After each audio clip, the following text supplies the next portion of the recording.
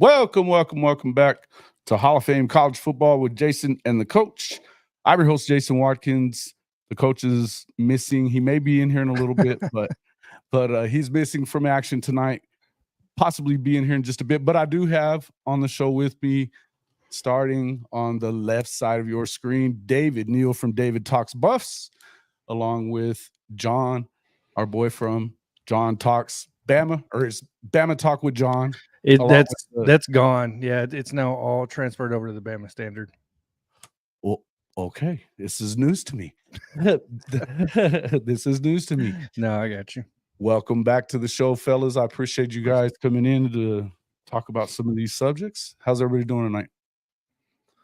Feeling great, man. It's been too long since we've gotten together, Jason. So I appreciate you having me on. For sure. There's a lot of stuff going on right now, so there's plenty to talk about. We want to talk about your Buffs as well. Obviously, we'll go ahead and jump into the biggest thing of the weekend, and I think it's kind of arguable, but not really. Bama kind of beats up on UGA, and then UGA comes back and they beat them anyway.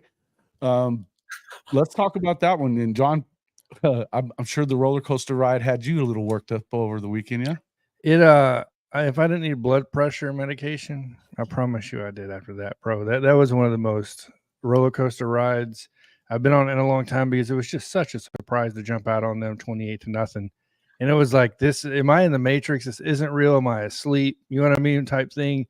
And then reality hit, which is Kirby Smart's one of the best halftime adjusters, right? In-game adjusters in college football. And things get back to reality. And we now understand that, hey, Alabama has a young coaching staff, and they got a lot to learn still. So that's what it is at the end of the day. These guys aren't, you know what I mean, at the top of their game, they're still learning. So, but yeah, I'll leave it at that till you want my full opinion on the game. Well, I mean, I think that's kind of where we are. I mean, all right, Dave, what was your thoughts as, obviously a CU fan? I know myself sitting here as a fan of an SEC team that's going to have to deal with Bama later. Holy shit. Jalen Milroe, unbelievable game for him. I think he kind of set himself up as the lead quarterback in the country right now. Myself, that's my opinion. But what was your thoughts on the game? Ryan Williams, dude, bro, that guy is the truth. And I know that Bama has had, a hell of a lot of fantastic wide receivers over the years. But does he have potential to be the best? I mean, with him doing what he did, and the double spin move at the end of the game in crunch time, dude, are you kidding me? Who is this guy? Who is this guy? At this point, you start looking at that stuff and you're like, good grief. Like, they weren't already good enough at Alabama when Coach Saban was still there. Now all of a sudden you're bringing in guys like this. Jalen Milroe looks like he's a step ahead of everybody else. I think it was, yeah, man. It's again concerning to say the least for other SEC schools. So I'll lead into this because I don't want to take up too much time. It's evident that what Nick Sheridan, what Kane Womack, and what Kalen DeBoer was saying was completely true. We only unveiled about 20% of our playbook leading up to that Georgia game. They tried to make that no hidden secret or nothing like that. So the fact that we were going empty sets, naked on the side under empty sets, I mean, the amount of stick routes, mesh routes, quick outs from Ryan Williams, it was the absolute complete opposite of what we were doing against USF and everybody else, right? You saw Ryan Williams only going deep. You saw Law staying shallow. And then you go into this game, and Ryan Williams is running the mesh routes. He's the one running the stick routes. He's the one running the pyramid routes. And it's like Law's going deep, right? So Prentice is going deep. Bernard's going deep. And let me tell you something right now. If they weren't confused before, that defense, those linebackers in particular for Georgia were completely lost. They had no idea what was going on. Simple motions put them on their heels, just like it happened to Alabama with Johnny Manziel and Texas A&M. And when they, they brought in with Kevin Sumlin in that offense, it just completely put us out of whack. I do believe that there is, I know a lot of people are going to say Nick Sheridan let off the gas, and I do believe that to an extent, and that's why Georgia got back into that game. But I will say this. If you're a head coach or if you're on this coaching staff, how prepared are you to have a sheet in front of you saying you're up 28-0? What do we run now against Georgia? You know what I mean? So when you put things in perspective like that, you have to understand the predicament they're in. Like, am I supposed to start draining the clock at the beginning of the second quarter? Like, is this where we're at? We have no idea how to adjust to that. And unfortunately, Kane DeBoer, Nick Sheridan, and Kane Wommack was not prepared for that. Right. So that was clearly evident that they have things to work on from a coaching standpoint, because that's what it comes down to. The clock management was absolutely piss poor. Jalen Milroe, you know what I mean? At the middle of the third, beginning of the fourth, snapping the ball with 20 seconds left on the clock. Dude, no. Stop that, right? So Nick Sheridan, run the ball down the middle, man. It was very evident what the adjustments were made. If you go back and watch the all 22, it was very simple, actually. All they did was have one down or three down linemen, right? They had a defensive tackle in the middle with two outside linebackers on the edge, and they played both their middle linebackers as spies, double spies. That's all they did. And then they planned man up with two deep to keep Ryan Williams in front, try to keep Ryan Williams in front. Obviously, that didn't completely work. But yeah, I mean, it wasn't nothing crazy. It was just a simple adjustment that Kirby made. And then we, for some reason, Nick Sheridan and his staff could not readjust and realize if you just run down the middle power, you're going to defeat this defense. You're going to run on this defense. Georgia's been ran on all year. But the reality has to set in for this as well. And I want to speak on this, and I don't want people in the comment section to kill me too much on this take. I don't think Georgia is where a lot of people think they are. And the reason why I say that is because if you go and watch them against the Power 4 team so far this year, they have struggled mightily in the first half to score, right? So you look at the Kentucky game, I believe they scored 3 points in the first half in that game. They scored 6 points against Clemson, right? They scored 7 points against Alabama. It's like their offense cannot do their preparation. Mike Bowe and that preparation staff, or whatever they're doing, is not working. But whatever they do during halftime to readjust to the defense is clearly working. So they got some things to work out. They got some kinks to work out. I was kind of surprised at Mike Bobo's offense. They were throwing the ball deep to Arian Smith and those guys, which has not been happening this year. So they took some deep shots, which is not a surprise if you're an Alabama fan, because we know Xavier Brown's been burnt deep. Red Morgan's been burnt deep. Damani Jackson's been our most solid corner this year. Malachi stepping up in the leadership role and stuff like that.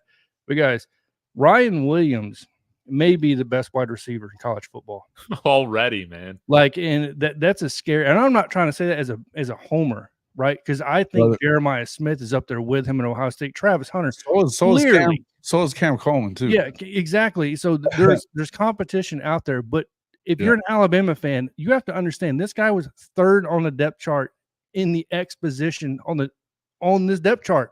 Guys, he wasn't a starter. He wasn't a second stringer. He was a third stringer behind two other guys before he even entered the field, right? So, and to think now he is the feature 4 games in against Georgia, and that's where he has his biggest game, has his biggest catch. You couldn't write a better ending, right? You could, or a better start, sorry, for a wide receiver. Right now, the dude is literally Amari Cooper. He's a version of Amari Cooper and Devontae Smith, but more seasoned. He, in my opinion, if he develops to the smallest degree each year, he's going to be the best wide receiver to ever come out of Alabama, and it won't even be close in my opinion. So yeah there's my take. Listen, I think that there's plenty to say about all of that. I mean, and you know, as far as Ryan Williams goes, you got Jeremiah Smith. I agree, he's unbelievable talent as well. I mean, we Oklahoma fans, we saw what Cam Coleman can do, and that guy is a flat out dog as well. We're talking about 3 freshmen that I don't know that you could put anybody else in the country ahead of them at wide receiver. I don't think that there's a possibility. And the fact is, Ryan might be the best one. So, you know, the fact that that move that he put on, you know, after when the lead changed and he came back and did what he did, it was unreal. Dude, so I just think, I just have to say this for you football enthusiasts. If you want to know what Ryan Williams, what makes him so good, yes, he has elite speed, he has elite, acceleration, all that stuff is great.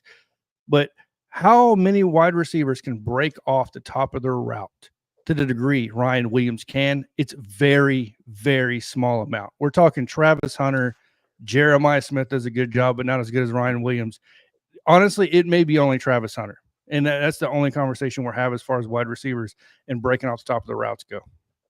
Right. Hey, welcome into the show, Woo Pig. Woo Pig 00 from the Woo Pig podcast, man. I think thanks for hopping in here with us. Kimberly K, Stephen G, Stanford Higa. Hey, what's up there, man? Here comes old A, and there's Shotty from the Just My Damn Opinion and Coach I show over on the Fan Addict. You know, hey, Coach I or Coach I, Shotty, if you want to jump in, you're welcome to. I can shoot you a link real quick if you got time to jump in with us. Freaking dog is making all kinds of crazy noises back there. All right. Elite D. Yeah, we're talking about the Elite D, the title of my next feature film. I'll see myself. Oh my gosh. That's some funny stuff, man. Yeah, listen. That was definitely a lot of fun. Same, fun. Shorty. Like, all the respect in the world to Georgia, man. Mm-hmm. No doubt. And I mean, because that's the thing. If you start looking at this, and I mean, I think the next question, we'll kind of get into some of this stuff, but the comeback. I mean, look, and I know you kind of explained it, but what was your thoughts about that, Dave? I would kind of get into that as well. I mean, it looked like it was way, way over with. Yeah. And then all of a sudden, here comes Georgia. And, you know, to get all the way back, you know, tie the game up, you're thinking, oh, crap, here we go. And then, you know, obviously, you know, big, you know, they finished it off, did Alabama, but it looked like it was going the other way. I don't know that it really, I think that, you know, maybe Alabama definitely deserves to be number one in the country, but I would definitely say that I didn't think that you should drop Georgia very damn far. No. Agree. But what was your thoughts about Georgia in the game too, Dave? Oh, yeah. Yeah. Well, regarding watching that second half comeback, you know, I couldn't help but think, you know, I am a fan of a team that has blown plenty of leads throughout their existence. And of course, you know, multiple, like 28, 29 point second half comeback. So one of them was done, I think it was against Kansas in the fourth quarter, like 15 years ago or 20 years ago. But anyways, you point out some of the things of like just bad clock management. Those always seem to be themes when it comes to these big comebacks where, yeah, you're just giving teams way too much time. The game should be over, all of this stuff. And you've seen that, yeah, even recently with our game against Stanford last year, how we're just out passing the ball, all of those things. But maybe I'm just an optimist, but I like I am looking from the outside in. I'm way less concerned with Alabama even letting up in that second half because it is to a team like Georgia. Now, granted, I do agree with your take that you know, Georgia's been a little bit iffy so far to start this season, but again, looking from the outside in with a head coaching change, I know expectations at Alabama are always going to be sky high. To come out with a victory and to still do it in clutch fashion, even though you don't want that to happen, it has to be great. And hopefully that this is a moment that Kalen DeBoer can learn from. He's a good head coach, but you got to imagine maybe the moment kind of got away from him a little bit there in the second half.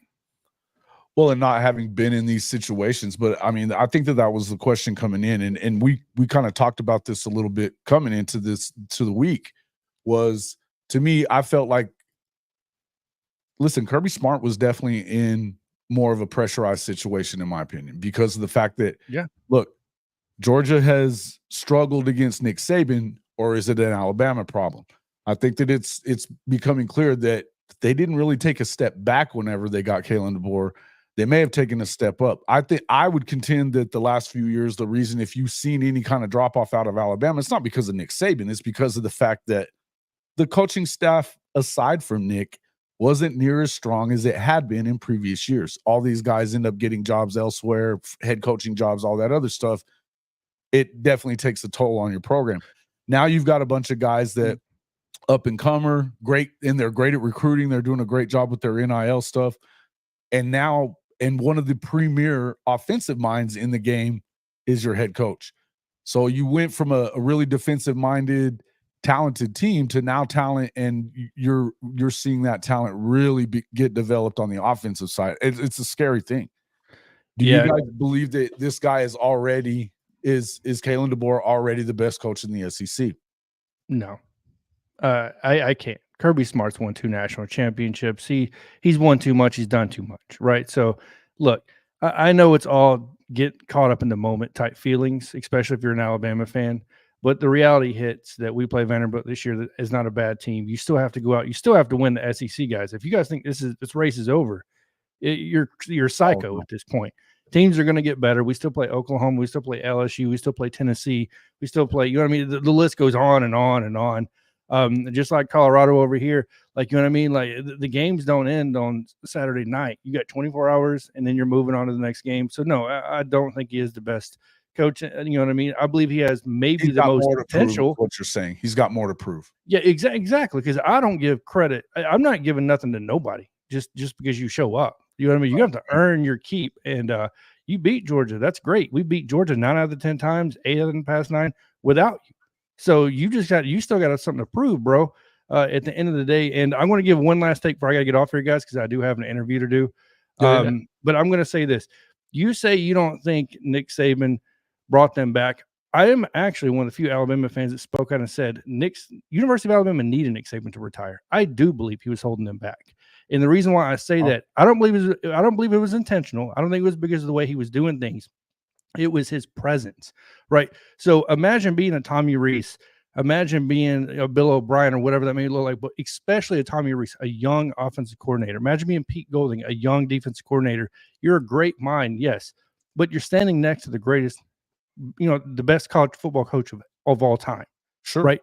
You're in a pressure cooker situation, 24 hours a day, 7 days a week, 365 days a year. If you lose, the sky is falling. If you give up a big lead, the fans hammer you to no extent. How many games do we win under Pete Golden as a defense coordinator? An endless amount. He was in the top 25 in defense 2 years in a row, and we still slammed him. Said, you were still not good enough. You need to go. So I think that natural presence of Nick Saban being there and not allowing things to move forward and not allowing that pressure cooker to relieve, like turning that knob off a little bit, that needed to happen. You needed him to get away from the program, step aside a little bit, and bring in somebody with energy, fun, younger, understands the NIL landscape, understands to let these dudes go out and have fun. And that's just not, and I get it. It's not his style. I have nothing against it. But at the same time, you have to adjust with the times, and he just wasn't doing it. So, no doubt. Well, man, I appreciate you coming in here. Oh, Anything you want to add before you bounce out? And thanks for coming in, man. I of course. wanted to have you on. Sorry, it was so short. I wasn't sure if I was going to be doing an interview or not. The guy didn't hit me up till just now, about 3 minutes prior. So it was nice meeting you, man. Obviously, I'll get your info from Jason, and we need to hook up and do some stuff together. But yeah, you guys have a good day. Thanks everybody for joining the comment section, all that good stuff. Make sure to check out the Bama Standard Network, especially if you're an Alabama fan. We're doing our very first live stream. I got me, C. Payne, Daniel Petty, and Bo Scarborough hitting it up 10 a.m. on Thursday morning. So yeah. Great so stuff. You guys, well, congratulations on that deal, and I'll talk to you soon, man. We got to get together. Oh yeah, no problem. See you guys later. See you, John. Later. Is 7-win Sark the best SEC coach? I'm gonna say no. And just since it is 8 weeks, because we got 2 weeks before it. The brand has finally returned. Fuck your brand. That's what I think about that. All right. I'll ask you the same question, though, because Max Todd brings up a great point. DeBoer's 2-0 versus Sark, 3-0 versus Lanning, 2-0 versus Lincoln Riley, and now 1-0 against Kirby Smart. I know you get it at home, and I know there was a comeback there. But look, this is a coach that has lost, a total of 12 games in his career as a head coach. And he did all of that before getting to Alabama with lesser talent. Yes. Now that he's at Alabama, is there anybody that can stop him, in your opinion? Yeah, I would probably agree with John here in terms of Kirby Smart has been there, done that. 2 national championships. But when you talk about, I mean, don't get me wrong, the SEC is filled with a ton of talented coaches. But, they all kind of had their Achilles heel or haven't exactly always shined in the brightest moments. Sark's a bright mind. Like Lane Kiffin, but they seem to always struggle in these random games and can never quite cross the finish line. That they have yet to do it when it comes to even making a national championship, right? Of course, Heupel, Tennessee, brilliant, but we haven't seen any of these guys kind of reach that promised land besides Kirby Smart and Kalen DeBoer. Coming into the season, I thought, hey, this might be the year in which the SEC kind of feels more wide open because you have Alabama coming under a coaching change and all of that. But I don't know. He's going to get Alabama according to Rosecrans. Woo! Yeah, like I just I don't know. The fact that they're already winning some of these big games like this, even with the coaching change, I think is even if it might not be the prettiest, I think that's a really good sign of what's to come, because I only feel like it's going to be better. Like, do you feel like that Washington team was better and more talented than Texas last year? I didn't. No. Yeah. I think that their receiving core was the best receiving core in the country, and I think Michael Penix was really good. Do I think that that was the best football team? No, not at all. And I don't think. I think if you look at the overall talent on that Washington roster, while it was good, they should not have. Look, first of all, they shouldn't have beaten Oregon for all the talent they had, and they got them twice, right? And did they have the same amount of talent as Michigan? No, not in the trenches. And that's where I think that the biggest difference was for them, is that they just weren't able to stand up to what the kind of game that Michigan was going to put up there. I would tell you that Texas was good enough that they should have won the whole damn thing. Yeah, I agree with you. I mean, if you look at what they were, they tend to lose those games that matter, and I'll just go ahead and say it. Fuck Texas. But it is what it is. They had the team, they had the chance to go do it, and it's the second year in a row that Kalen got him in a bowl game. Yeah. So he got him the year before in the Alamo Bowl, and then he got him again. So to me, I think it's clear that if it's not Kirby, it's definitely Kalen DeBoer. And I'm not sure that I don't think that it's Kalen DeBoer at this point. It may be a little early. I think you do have to prove it, but I'm not sure that I don't think it's Kalen DeBoer. I just think that he has shown at lesser programs. You think about when he got to Washington, they were what, 3-9 the year before, and he goes 27-3 over the next 2 years. It's insanity. Right. Complete insanity, 3-9, 27-3. And again, it's not like, I'm not saying that they lack talent at Washington, because they did, and their receiving core was ungodly. What I mean? It's ungodly. Yeah. But I would tell you the same. I mean, look, you start looking at the difference in Jalen Milroe, and he had a really good season last year, but the guy is on another level right now than what he was last year too. And so to me, I feel like it's one of those deals where, look, man, he may not be just yet, but he's coming. He's coming. Yeah. So Elio, thank you for the super chat, sir. Good Tuesday evening, everyone. Hey, Jason, good to see you in here. My K-State brother. Got a big one coming up with your guys there. And guys, let us know what you think. Who is, obviously I dropped the poll in there. In the live stream chat. So if you come over from Dave's channel, man, jump over and check out our page here at HOF-CFB right here on YouTube as well. Give us a like over here as well. Do the same thing if you came in on my channel. Jump over to David Talks Buffs, and it's David Talks Buffs right there. Let me actually bump that up on the screen real quick. I got your channel in my video description, so it's one click away. Yes, there it is. Same. So yeah, we're good there. Guys, make sure that you get over there and subscribe to Dave and on David Talks Buffs as well. Great channel, man. If you want to talk about a lot of stuff in Colorado and the Big 12, which I think it's shaping up to be one hell of a league now, as far as competitive juices are flowing. Look, man, I don't think anybody had the expectations for Coach Prime, Shador, and these guys to be, particularly after you saw them kind of take it on the chin with Nebraska. I know I don't want to bring that up. But after that game, you saw them kind of as maybe they were headed that direction that we saw last year. Since then, they've rebounded. They plaster UCF this past week. What's your thoughts about that? Talk about what your Buffs are doing right now. Oh, man. Well, Jason, I gotta put on the Ralphie horns for this one, man. I'm feeling great after this type of victory. Of course, going through the rebuild, right?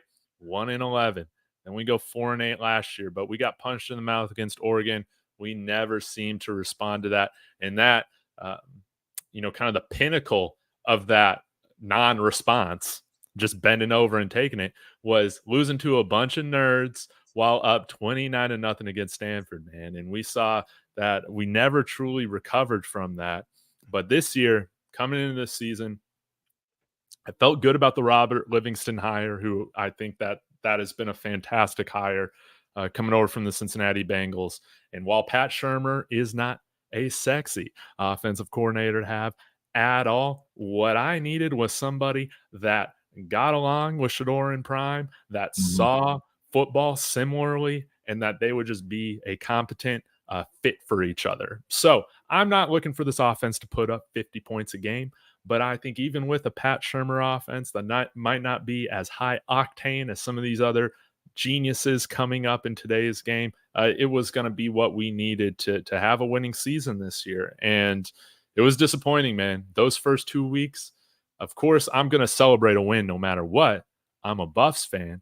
But after that North Dakota State game, nothing looked different. You think you're just putting vanilla stuff on tape because you want to hide what you're doing against Nebraska. That was my expectation, because we've talked about being able to run the ball, things looking a little bit more pro style under Pat Shurmur, right? Right.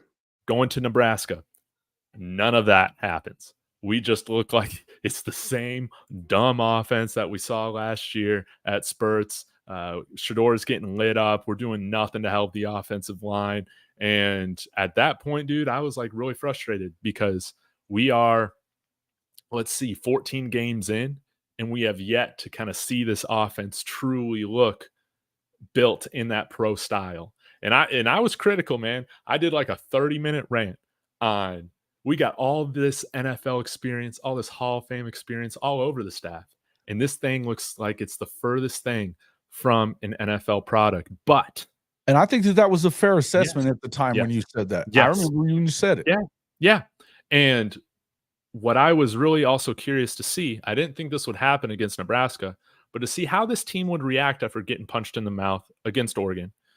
And I am pleased to say that this team is truly built different. They've responded since that game against Nebraska,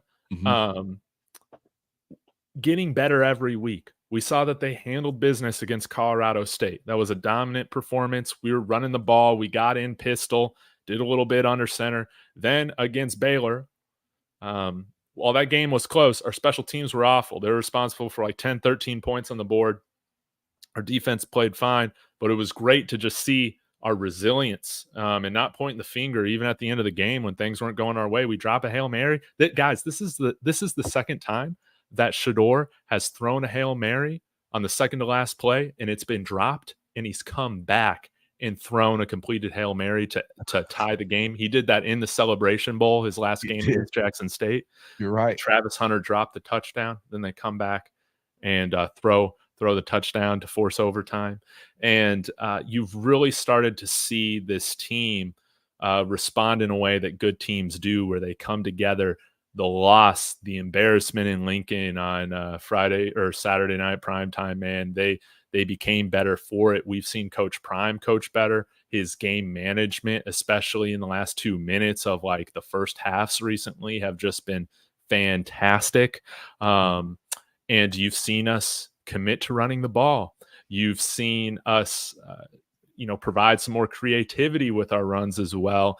And we're truly playing complementary NFL style football. But what's funny, Jason, and then I'll give you your time. Thanks for being patient. No, dude, talk away, man. I brought you on for this. So yeah, is that this identity of our team? It's not finesse. And last year I would say that our identity as a team was a finesse identity. This team gets their identity from their defense. Their linebackers, Levante Bentley coming back for a 6th year, Nikai Hill-Green transfer from Charlotte, Michigan. Coach Hart, he's a guy that I was super critical of coming into this season because our linebackers sucked last year. He's got them playing some of the best linebacker play in college football. We have a defensive line that can get pressure off the edge, that can get pressure from the interior. And yeah, like I was expecting CU to come in and cover, that 14-point spread. I thought that was a little ridiculous because we had seen CU improve the last 2 games. And what we hadn't seen yet is for them to play a game of 4 full quarters against a Power 4 team. And we hadn't seen CU ever play well in a rowdy environment on the road.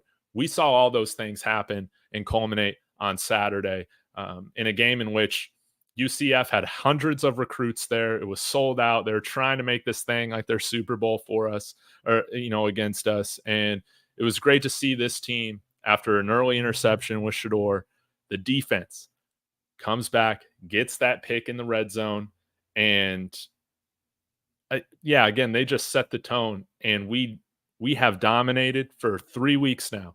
We have dominated the physicality aspect of football. We've been running the ball. We've been great in run defense. And this is a secondary linebacker core and defensive line. They all hit. They all bring pain. And I think that's what's been the funnest thing to watch, is seeing how this defense has evolved. And you see our offense kind of gaining a little bit from that identity as well. No doubt. And I would say, the Trojan fight coming in here, and then he does this a bit. Where was all this versus Nebraska? Now, look, I think that it's a fair question, but also you'd have to say, look, that's not a Big Ten. They're not playing in the Big Ten. They don't have to beat Nebraska. They have to beat the teams that they go up against in the Big 12 to get where they're trying to go. And I'll tell you that I was the last guy that, I was not predicting much out of this CU team. Mm-hmm. I don't know that I still believe that they're going to win the conference championship. I think that they now are in a position where they can play for it, that they're working at it. And in the end, I know this. Shador Sanders is a bona fide first round quarterback. Yeah.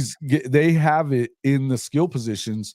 And the truth is, you don't have to have a defense that is Georgia, Bama, Oklahoma at this point, somebody like that, or, even Ohio State, which is what they're expecting a lot from them.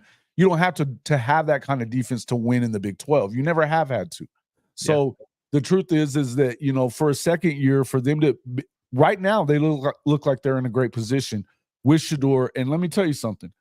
I think it's clear that at this point right now, we're looking at a situation where, look, to me, there's 2 guys that are like front runners for the Heisman. Mm-hmm. And it's Travis Hunter or it's Jalen Milroe. And I don't think it's even freaking close at this point. Yeah. I think, hey, as long as Travis continues to do his thing, man, and CU's winning football games, as long as you don't see a repeat of last year, which, again, we're 2-0 in conference. We're in a different position than we were. And I feel like this defense is going to keep us in every single game. And that's right, man. You gotta watch that game against UCF. I mean, this was a team that was averaging 570 yards of offense, almost 400 yards rushing on the ground. And we dominated them in everything that they wanted to do. They had under 200 yards, what they averaged. They allowed 64 yards rushing a game. And we almost doubled that against their defense.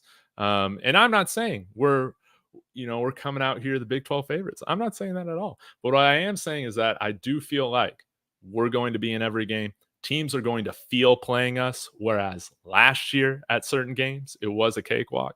And again, I think as long as we continue to put together, again, win or lose, if the team plays like this, physical, they're not giving up, like they're moving on to the next play, they're not pointing fingers or whining on the sidelines. Like, I'm so proud of this team with how they've responded since that just embarrassment against Nebraska. And Travis Hunter, man, he's doing something that I've never seen in my lifetime. Brother, you got to give him the Heisman, man. I don't even care. I don't even care if they win the Big 12 or not. I don't. And because here's the thing, that what I would tell you is the chances of him winning it may be a little lessened because they want you to be on one of the winning teams. Although at this point right now, they're in a position where they can do that. They're at 4-1. They've already won as many games as they got last year. I think if you get him to, if you find a way to get to 7, 8, 9 wins, then that puts him to where he should do it. The difference is, I hate it that it's become a quarterback award, number one. Yeah. Number two, I hate it that it's all about, now they're making it about what team you're on. When the truth is, it's supposed to be the best player in college football. I have a hard time believing that anybody will have been better if he continues on the rate that he's on right now, intercepting balls on one side, catching game-winning touchdowns on the other. He is definitely the best player on the field every time he walks on it. I think that would be true unless he walked up and played against somebody like Alabama right now. And then there's going to be a bunch of guys, but the truth is, he's the best player in college football, and that's what the award is supposed to be about.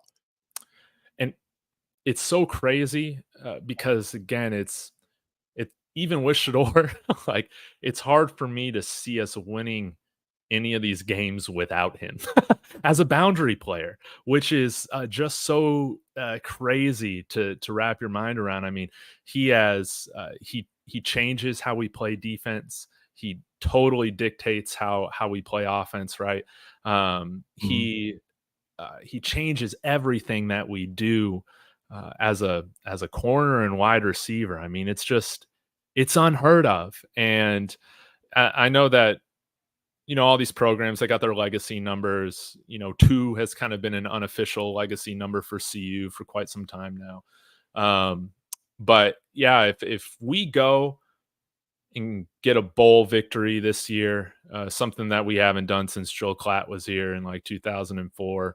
I know that some people might feel differently, but I feel like you got to retire 12. Like, I don't even want to make it a legacy number because nobody will be able to do what Travis Hunter has done. And the Texas truth, I wouldn't be so crazy as to say that Milroe's not the best. Now, Ryan Williams is a bad dude. Don't get me wrong. But Jalen Milroe owned that football game the other night. Yeah. Period. And the way that he's definitely been the best player on that football team so far too. So I'm not telling you that I don't think that Travis belongs in that conversation or shouldn't win it at the end of the year if he continues doing what he's doing now. The thing is, and we've talked about this in the past, is you got to keep him healthy. That's hard to do at 130 plays. Yep. It just is. That's the big question. We're all waiting to find out. You've got 7 more games. You still have 7 games to go. Yeah, so thank God we got 2 bye weeks this year. Yeah, no doubt. But look, finishes the season with 1,112 TDs and 5 interceptions. Look, if he does that, then yes, you have every right to say he belongs in the Heisman. He should win the Heisman. Period. Yeah. And I think right now he'll probably have between 1,300 and 1,500 yards, which is just insane. Yeah, he very well could have 5 picks. And over 100 receptions. By the way, Jalen Milroe completed 80% of his passes against Georgia. No turnovers. Yeah. What are we talking about here? 80%. Good Lord. 80%. It's insanity. It's insanity. So, I mean, listen, far be it from me to sit here and tell you that I want Jalen Milroe to win it, because I'm not telling you that. I'm telling you, you cannot just have this conversation and be ridiculous about it. We're going to have real conversations about this stuff. And I'm telling you, Jalen Milroe is the other guy. It's one of those 2 guys to me at this moment. Does that mean that that's how it ends up? Not necessarily, but we'll see. Yeah. I'm going to be disappointed, man, if things continue to go how he goes, but and he doesn't win the award, but I just I feel like it's in his court, the ball's in his hands, so to speak. If he continues to do this and we continue to win games, like we come out and we beat Kansas State here in a week and a half, I think that's going to make a statement, because I think Mike's right. He had a comment in here saying that we haven't beat a ranked team yet. We haven't. We've taken care of business for the most part, but outside of his Cornhuskers. But again, I feel like, if we're able to reach 7-8 wins, I could come on here and tell you how we don't get any of those wins without him.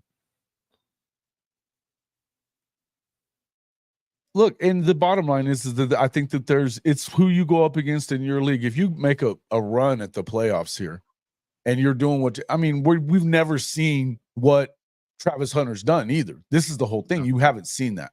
No. So until he does that, look, I'm not going to sit here and tell you I think he's going to finish the year. I think that there's a lot of things that can happen between now and then, and that's a lot of wear and tear on your body. Yeah. And we didn't see him finish the year last year. We didn't see Shador. And I would tell you that this is a different football team. Yeah. And I think that he's in better shape at this point.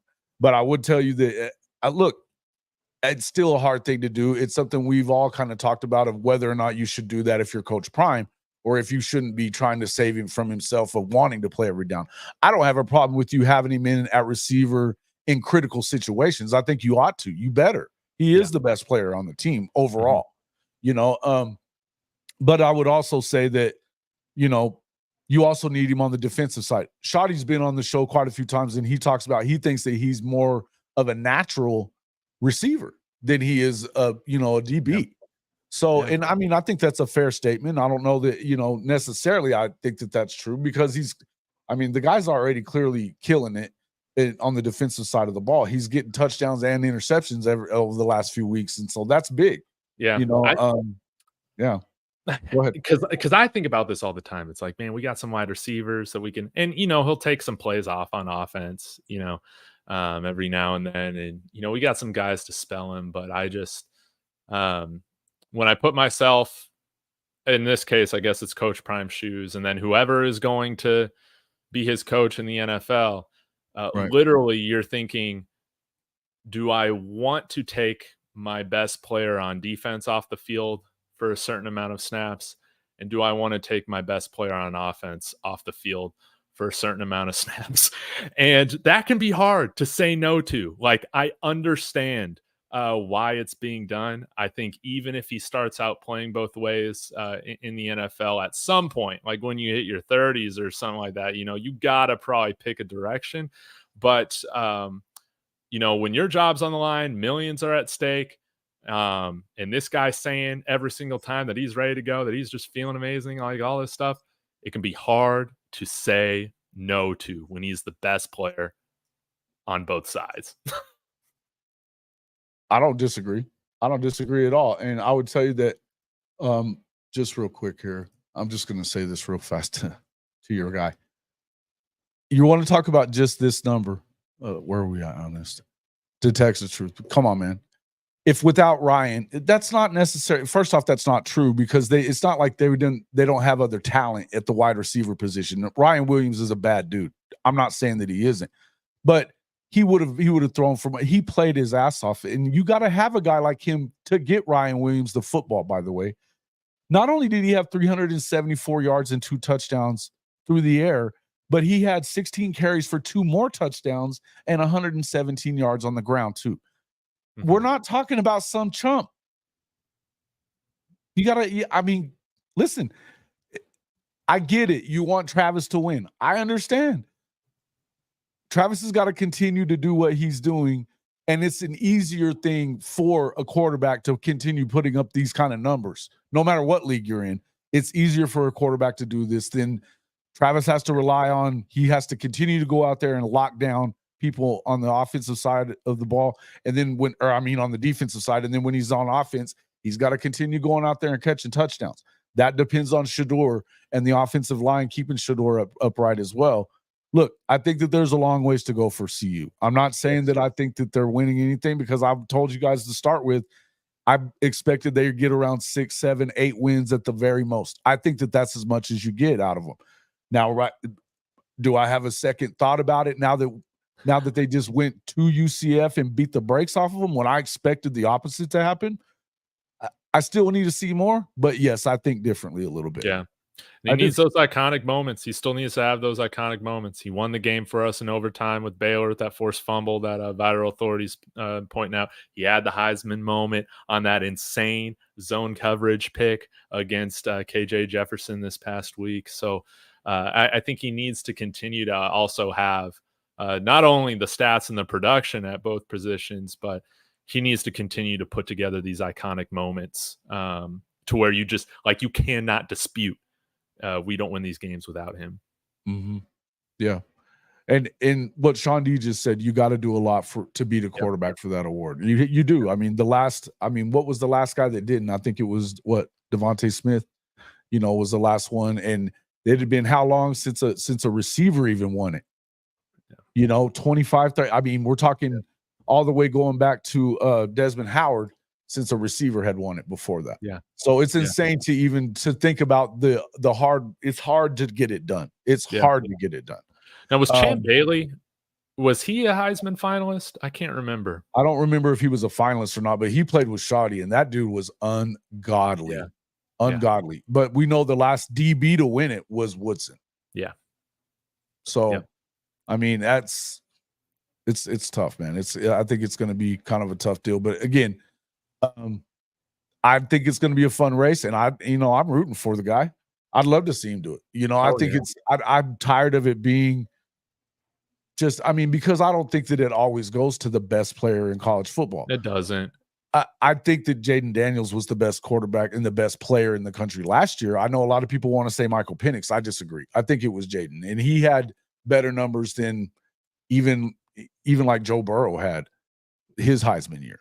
Unbelievable. And they went 9-3. It was the first time that it wasn't just a team award, because I think a lot of times it goes to that as well. And that's another concern.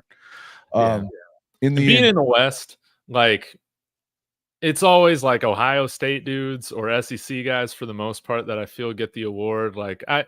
I'll always be pissed off about local Denver guy, obviously went to Stanford, but I really did feel like Christian McCaffrey should have won it his year. And, you also have to overcome the favoritism for, of course, the SEC being the best league in college football. Mm-hmm. And when Ohio State and Michigan, when they got guys going, you got to overcome that. So not only is he overcoming positional stuff, not being a quarterback, but it's also the Big 12. So, hopefully some guys can understand if this continues on, how special this is and truly reward what is a generational player.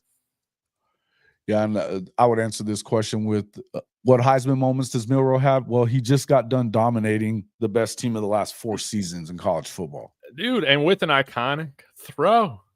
I mean. Yeah. Again, 4 touchdowns, 491 total yards of offense on this guy. He's doing it, and he's going to continue to do that. He's got games still coming up against Ole Miss, Oklahoma, LSU. They're going to have an opportunity to go get that done. And if he can go out there and win some of these games, which I think he probably will win most, if not all of them. Look, as much as I love Oklahoma, I'm not going to sit here and tell you they're beating Alabama this year, because I don't know that they are. In fact, I don't think that they are. We're going to have to see a hell of a lot more out of them than what we've seen so far offensively for them to stay on the field with Alabama. I don't care if it is at home. So it is what it is. That's where I would tell you. But, the same team almost came back. What does that have to do with him? What does that have to do with him? He still went out there and put up them points, right? We almost lost to Baylor. There you go.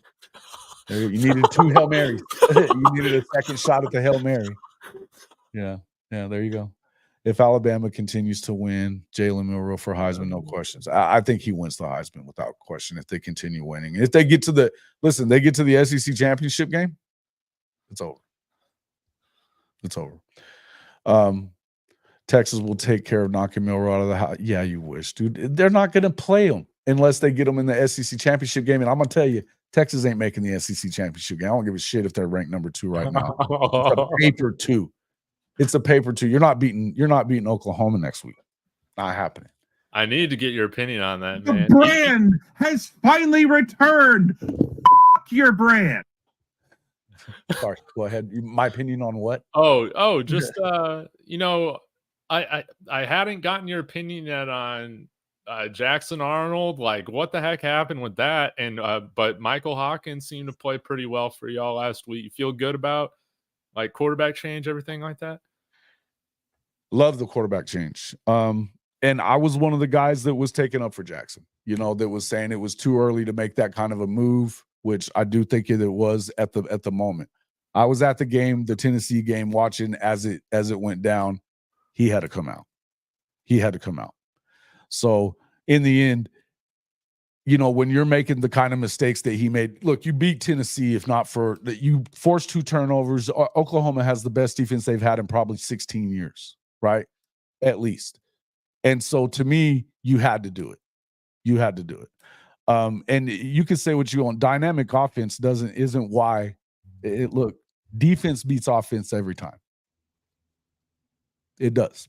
And so, yeah, we know about, you know, Quinn and his, you know, mental instability when it comes to pressure situations. So, and then is he going to get the start? That's a question. That's a good question. According to everybody in Austin, yes, that's the case. I kind of hope it is him instead of Arch, if I'm being honest about it. Because Arch has been really good. And you don't have film on Arch, that much film to know what you're going to do. Now, you're going to do you're going to do the best you can. I think that Oklahoma showed that they can shut down a top quarterback. You know, with Nico, they shut him down. He didn't do much. You know, they had 2 fumbles on him. He didn't have a great game. And, you know, they held him to a lot less than what they are. But I would just say, overall, what happened in that game, it showed, look, when Jackson Arnold goes down, you get you've got a turnover inside the 5, you turn it over on the next play. You give it right back to him. Then you get another fumble and you're inside the 30, and on the very next play, he throws a backwards pass that isn't even part of the play that they called. And it turns into another fumble. We're talking about 13 points that they give away to them out of that 25. Gotta have accountability. Had they scored field goals on those two possessions, it's 10-6 or 10-9 at the half instead of what it was, which was what, 19-3, I think. So in the end, I mean, you got to get over there and get it done. You just have to do it. And you know, this is a program at Oklahoma that you have all the defensive side. I mean, they're playing freshmen in places because they're the best guy for the job. You have to be willing to do the same thing. When it comes to Michael Hawkins, he's dynamic. You want to talk about dynamic? Mm-hmm. He can throw it. He hasn't put the ball in harm's way yet. And he, you know, 3rd and 5, first series of the game at Auburn on the road, first time starting in a game as a true freshman, he takes off for a 48-yard touchdown run. Then he hits that long. I mean, look, that pass that he hit towards the end when they were behind, that turned it around. And then they got the pick 6 after that. But you had to do it. You had to have that moment. And look, he hasn't had an interception yet. He's shown that he can throw and run. He doesn't seem like he's flustered at all. Dynamic-wise, I think he's the kind of guy that a lot of the people around the program that are there every day have said since spring that they thought he was better at this point of his career than Caleb Williams was. Mm-hmm. That's saying something. You know, that's saying something.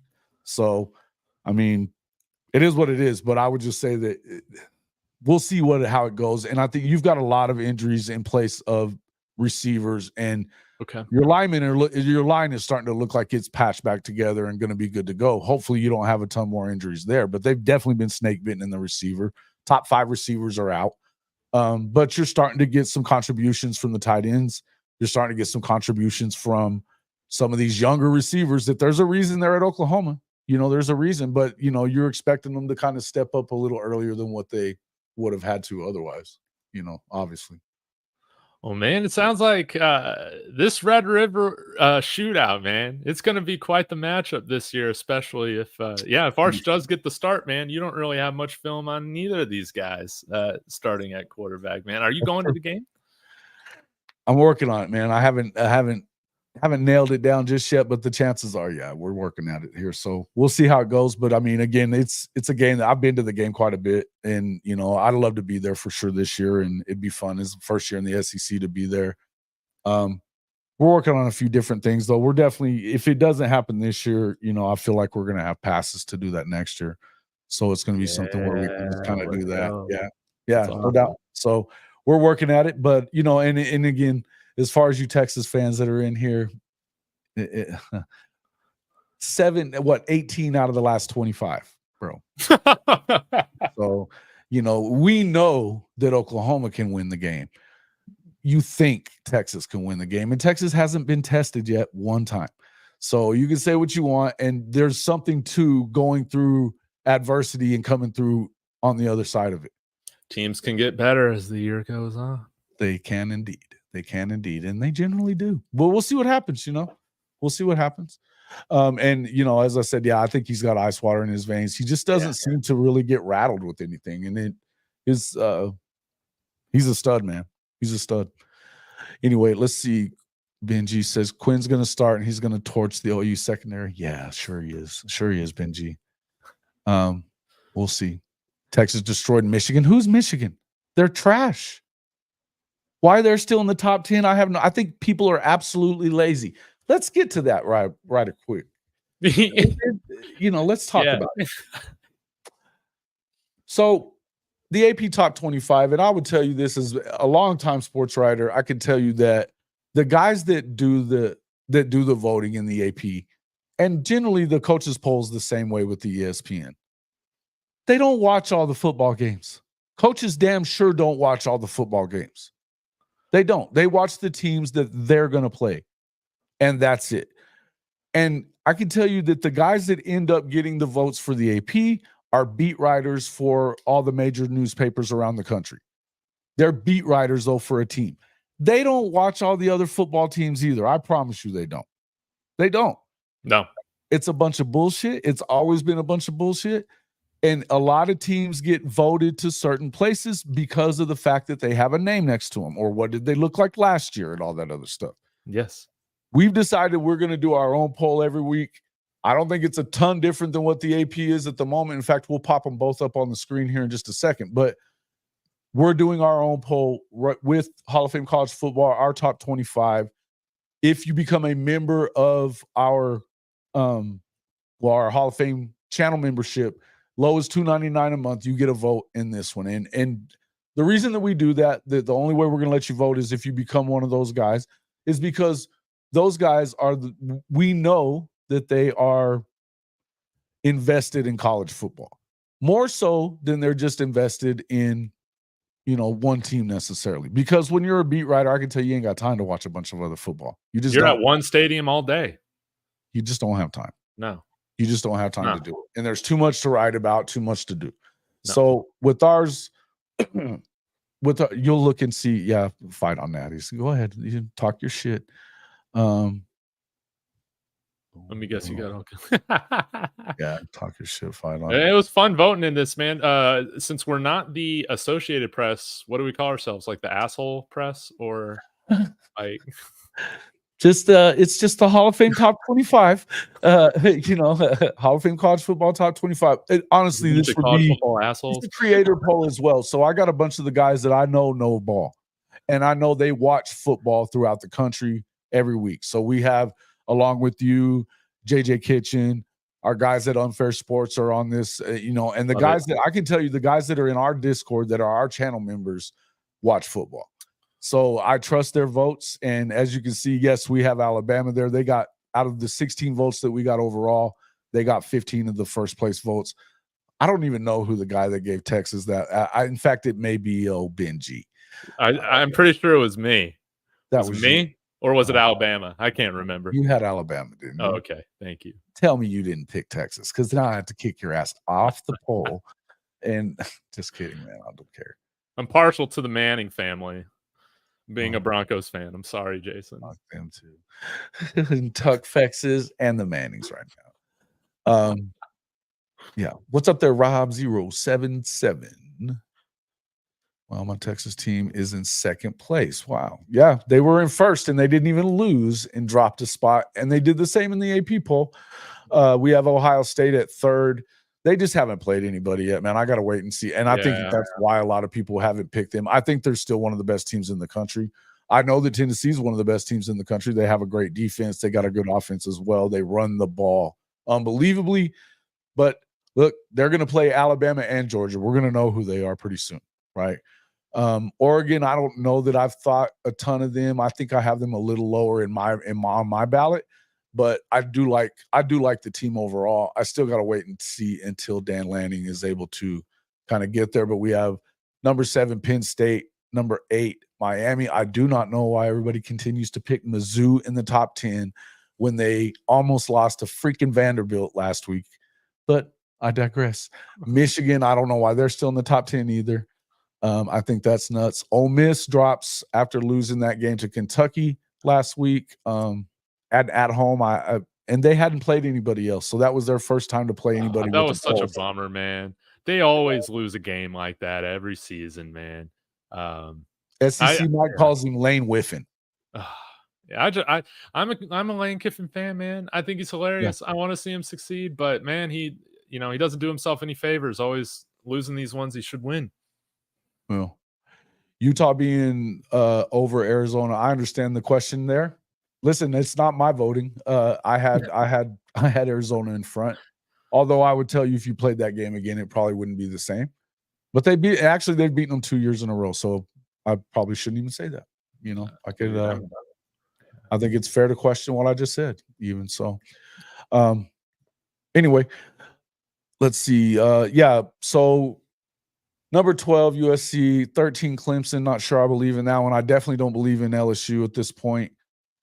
They should have. They've been in nothing but tight games. They found a way somehow to win at South Carolina. I'm surprised at that. Iowa State, I love Iowa State. I think they're still one of the teams to beat in the Big 12. I think everybody's going to have a hard time with them in that defense. Plus, they have probably the best receiver duo in the league there at Iowa State as well. And I like Rocco Becht. I think he's a hell of a quarterback. I think that's. I'm glad we don't play him this year.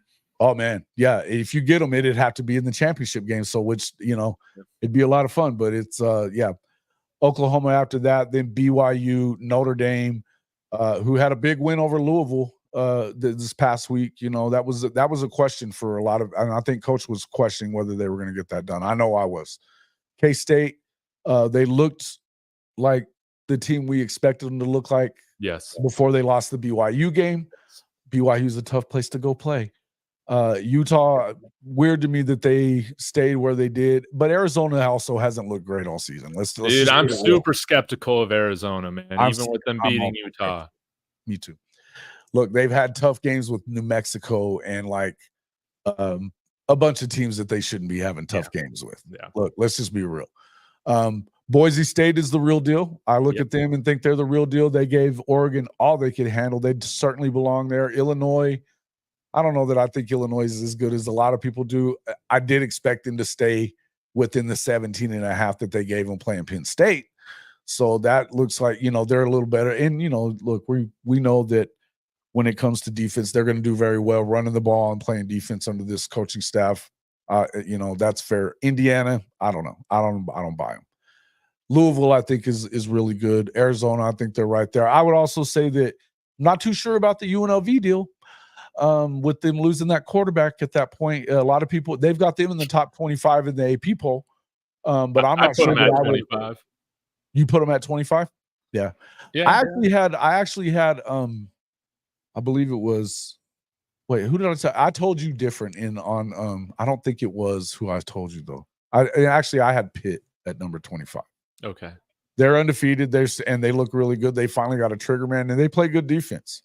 I think that they're going to have an opportunity to do some damage in that ACC that I don't think is very good, to be quite honest with you. Mm-hmm. I just don't think it's very good. Yeah. I mean, side note, but I think Florida State is one of the best stories in all of college football this year, wouldn't you say? Florida State is one of the best stories because they're losing? Yeah. Yeah, I'm kind of sick of their mouth, I'm a fan of DJU, and I knew that he was going to end up getting blamed for all this shit. And we're going to talk about it here in just a few minutes. Yeah. But he's definitely hadn't played well, and I would tell you that he hasn't said he was playing well. They said that he's hurt this past week, but I'm not sure that I buy that. They say he's got a broken finger now. Yeah. Yeah. Maybe he does. Maybe he does. I mean, it is what it is. But in the end, I would say that there's a lot wrong with Florida State. Yeah. There's a shit ton wrong with Florida State. I mean, you don't start where they started because, when you come in following an undefeated season until you played Georgia and got smoked, I think that they have a culture problem.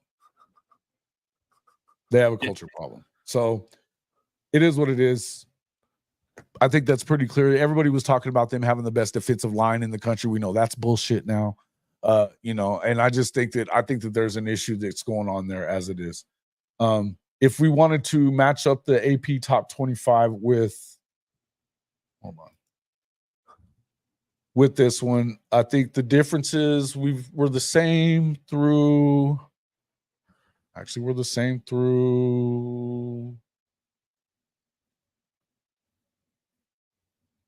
10 till number 11, and they've got SC at number 11. Okay. We've got Ole Miss and SC swapped. LSU, yeah, they're pretty close. I think Clemson being at 13, they've got them at 15 in the AP poll. Notre Dame at 14. So there's a few differences and stuff. And then, of course, towards the end, you're starting to see some differences at that point. Oklahoma being at 19, we've got them at 16 on ours. Utah 18, and I think that they had where was Utah on this one? They were further up, right? Yeah, 20. No, so they're a little higher, in our poll. Or lower, I should say. 22 being Louisville. We've got Louisville at 24. Arizona, they don't have Arizona ranked. They've got 23 and 24 is Indiana and Illinois. So they both drop one. And then they've got UNLV at 25. Yeah. UNLV at 25. So not to make this too complicated, but if the G5 gets a spot, right?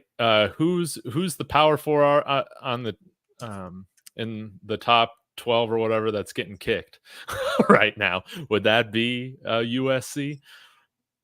What did you say? If what did you ask me? Well, for the college football playoff, because you know how the G5 gets one spot. So who's that power 4 program that's getting kicked for Boise State? If you're looking at the AP, it's either SC or Ole Miss at this point. Wow. So I think it's the same as what we're going at as well. We've got it at, right around that area. Clemson would obviously be right out of it as well. But yeah, the number 12 team doesn't get in. So it doesn't, because unless it was a G5 school, which I don't assume that that's going to be the case. Yeah. I think that Boise at this point, they're the closest to that, but that's at number 21. They have one loss. Obviously, that one loss being only to Oregon, though, and it was on the road too, by the way. So I think that, maybe they're being slept on a little bit. I think I had them at like 18, 17, maybe something like that. And I think that if they can win out, of course, they're playing in the Mountain West. It is what it is. But I do think that if they can win out, they're going to probably deserve a spot. But I think that that would be the exception, not the rule, when it comes to the CFP, don't you? Yeah. I'm not a fan at all of the G5 having a guaranteed spot.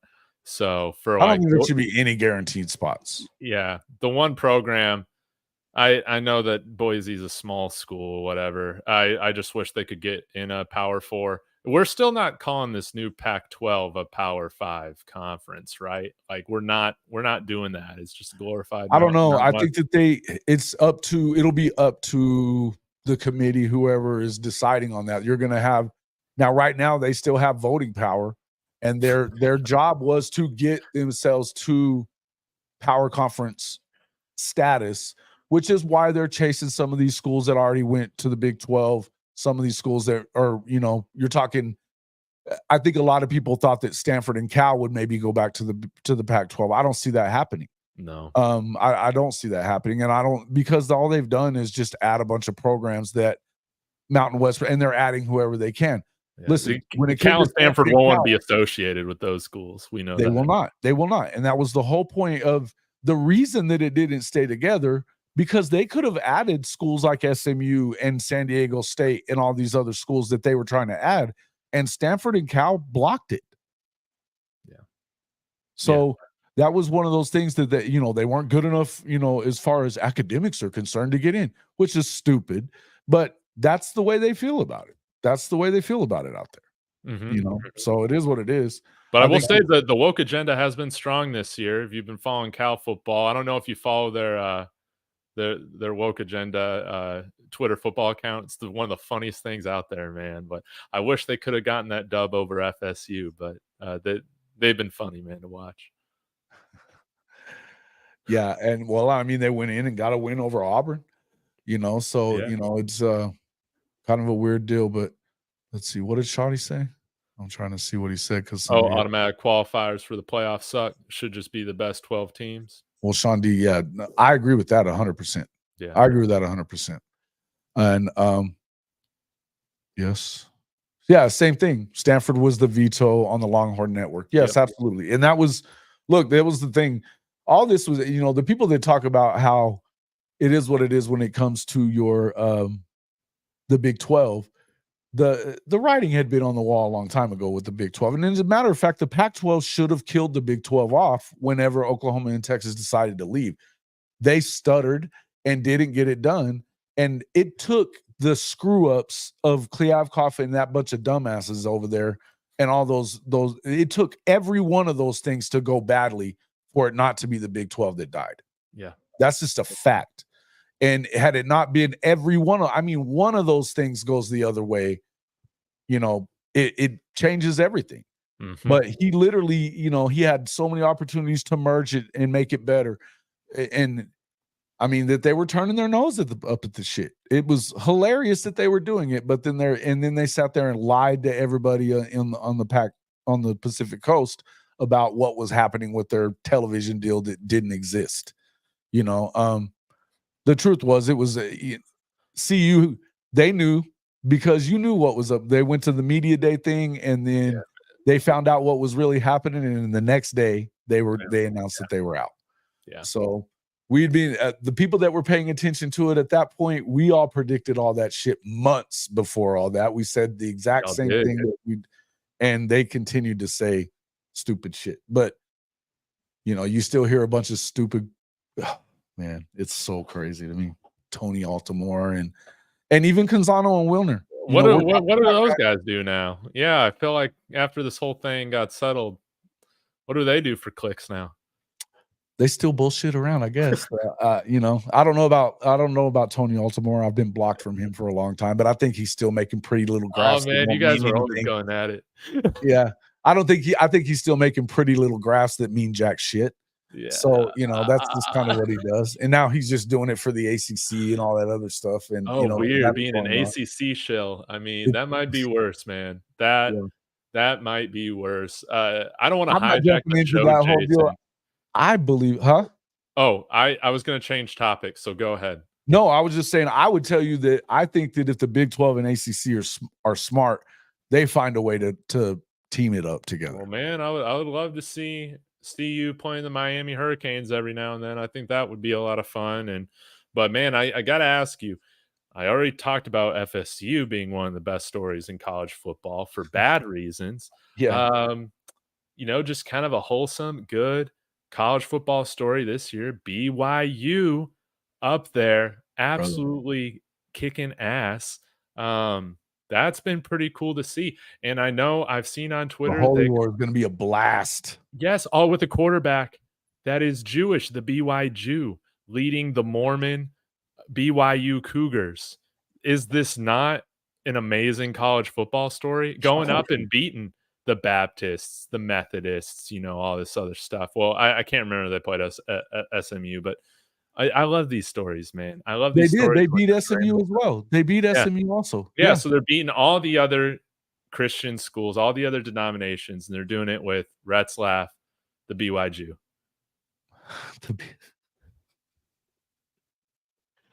I'm going to leave that. This is why I love college football. I'm going to leave this part of it alone, but I will say this. I like BYU. I like Kalani Sitake. I think he's one of the best coaches in the country. Yeah. They were picked to finish last in the Big 12. Yeah. So it's absolutely a good story. I would tell you that the Big 12 media has sucked at picking these things. They had West Virginia to finish last year as well, and they were in the top half. So they've missed quite badly on that. Yeah. But I will tell you that I think that look, there's a reason that BYU is usually pretty good. And a lot of it has to do with the fact that a lot of those guys, the Mormon guys, are on their missions. They come in fully grown, by the time they get to play. But they have a tradition of being a winning football program. It's a tough place to play in Provo. I've seen Texas get their ass handed to them there before. It just happens. So there's a lot of teams that have a tough time getting a win in Provo. Last year they weren't very good. A lot of those guys don't think. I know Bomber doesn't think a ton of their quarterback. I think he's doing a great job. Yeah, me too. And defensively, they're gonna do well because of Kalani and what they do there. So, I think that this is another one of those teams I don't really expect to have staying power at that position, but I do think it's a great story. Yeah, I love it, man. I want to see him. I want to see him continue to kick ass, man. It's been a good story, and BYU, man, they're just you can't hate a team that gives the opposing fans free ice cream at the games. You just can't. Facts. Yeah, listen. Unless you're Utah, but that's something they else. Definitely hate them, right? Yeah. Yeah, Fight On says, do you want to know what's hilarious? FSU still thinks the Big Ten is going to take them. I know, so does Utah. And then Sean D, FSU also still thinks the SEC wants them badly. I think it's a pipe dream. If that was the case, I think it already have been done because ESPN can finish all this at any time they want to because they own the ACC rights and they own the rights to the SEC. They could make that happen if they wanted to already. This is a funny topic, but I got to piggyback on this topic right now, Jason, of just, what's funny? What's funny, man? And I haven't really said anything about this since it happened. But Cormani McClain leaving our team said he wanted to play for a real program, not for clicks. Sitting on the bench, getting no playing time at 2-2 Florida, while CU's 4-1, baby. I didn't even know if he was still there. Because apparently he wasn't going to class much there either. So, I don't know, man. Billy Ball. Oh, Billy Ball over there. Like they don't need defensive guys. It's not like they're killing it on defense. I'm not really sure why he's not playing.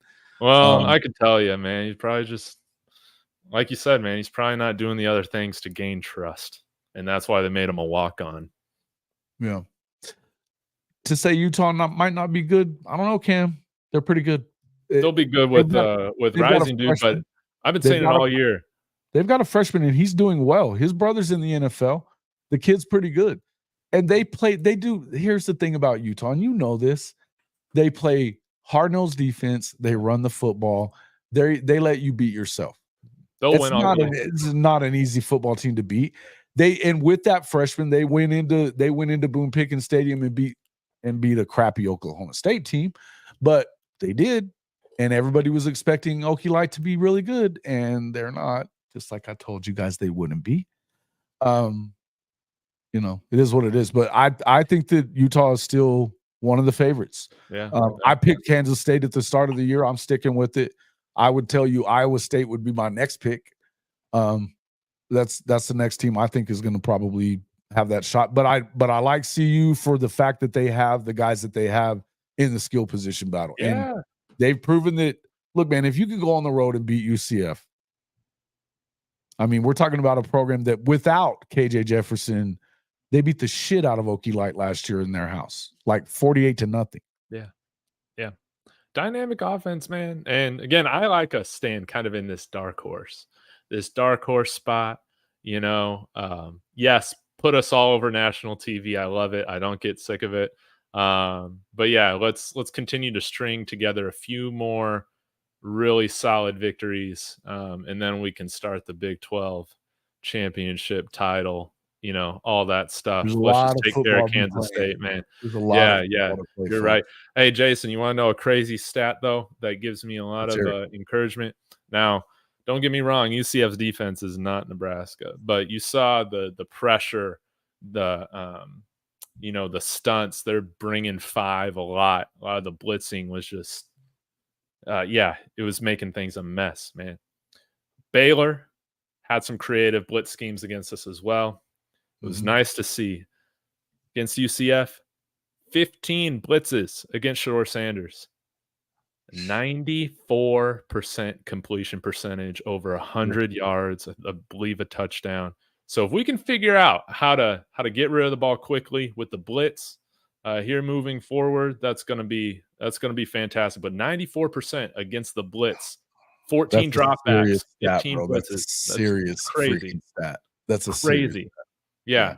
It's insane. Like, goes to show the preparation. Yeah, no doubt. Look, I think that they certainly have. They've shut me up. You know, they're still. I mean, we'll see what happens the rest of the way. I'm not ready to crown anybody yet because I think you got a lot of football to play, and we have to see it. But I'll tell you one thing: if they can keep him off of his ass, Shador, that is, yeah, and he stays upright and is able to finish this season, and then with Travis Hunter out there doing what he's doing, they're going to have an opportunity to win this league. They are. Yeah. Yeah. That's the key to every game, dude. Just protect them. I'm still on K-State, and I would go Iowa State after that. But aside from that, and then probably Utah. But I would tell you that I didn't expect for them to do what they've done so far. I certainly didn't expect them to go and get it done at UCF. If they continue doing what they're doing, this is the reason that the Big 12 is a fun league. It's a fun league, man. They're going to play. You're going to run into games that you're like, holy shit. I didn't expect that. I didn't expect Utah to lose to Arizona. I didn't. And I like Fafita and McMillan. I like their team. I still didn't think that they were going to beat Utah, especially at Rice-Eccles Stadium. That's a tough place to go win, right? Mm-hmm. They went in there and got it done. So maybe they're starting to come around a little bit. We'll see. I think that there's a lot of really good damn coaches in the Big 12. I'll give you that much. It's a lot of parity, man. That's what I'm loving about this conference right now, or early on in. And it kind of feels like the NFL in some ways, which is like, I feel like any of these teams can beat anybody on any given weekend. Like that's how I feel about it. So that was the expectation coming in too. I think that was the expectation that we had coming in, was that, look, I think it's going to be a fun league to watch. I've been watching it every week because it is fun. There's a lot of good football. It's been a lot of fun. So to me, I like it. I like having a competitive league like that and watching them kind of do their thing. I love it that you guys are beating up on Okie Light. It is what it is. I love it. I think that's a good thing. We have that top 25 thing, but I would just tell you that overall, there's a lot of football still to be played, and I'm excited about the football left to be played, by the way. There's a lot of really good football. It's only going to get better, man. Holy shit. There's a lot of really good football all over the country coming up. The SEC has been a stupid amount of fun already so far. I think it's going to get a lot better. Oklahoma now, after the Texas game, then you turn around and you've got South Carolina, who has played a lot better. We'll see how they are when they get. I feel like that's a game you definitely have to win. You're going to beat Texas, but then you got Ole Miss. Then you have Mizzou as well. You know what I think about Mizzou? Full of shit. But Bama, and you close out the year with Bama and LSU. A lot of really amazing games. There's a lot to be done. And I think right now, obviously, you want to see more offense out of this Oklahoma team. But if you're going to be in every game playing defense the way they're playing it, so if this quarterback is continuing to get better week to week, I still love Oklahoma's chances. Is there a line out yet for that for Red River shootout? I think they got them by a touchdown right now. Oklahoma or Texas? Texas. Oh yeah, that makes sense. They're ranked. Yeah, I think they got them by a touchdown at the moment. I'll let me look real quick. 14.5? That's ridiculous. Oh, now I love it. Is that true? Or is Benji just saying that? Because he's probably guy, right? Talking shit. Yeah, but he may be right. Let me see. Dude, I would be offended, man. I would be offended at that line. It's offensive. It's offensive. FanDuel had it at 16.5. No, it's the truth. Dang, man. Unbelievable. Dang, y'all are being doubted. Right. Perfect. Oklahoma fans, get ready to make some money. Money line them. Money line it. You don't even need to take, or you can take the points if you're pussy. I'm sorry, I didn't mean to say that. You can do either one. Take the money line and make some real money. Because we know we're gonna win it. Come on, folks. That's crazy. That's crazy. 14.5. I love it though. In a rivalry game, man. That's insane. FanDuel had it at 16.5. Yeah. And again, it's wild to me because and this just tells you, guys, let's not forget that the lines go to where they go because of betting. It's not about who Vegas necessarily thinks is going to win or lose. It's about action. They're going to, and they want people to bet on Oklahoma. And right now they've been getting a lot of bets on Texas because everybody loves to bet on Texas when they hadn't played anybody yet and hadn't been tested. I think this is a great situation. This is one of the times where I guarantee you the sharp money will be on the other side. The sharp money will be on the other side. When the world is against us. You're right, Kimberly K. You're right, Kimberly K. And Benji, fuck you. Bye.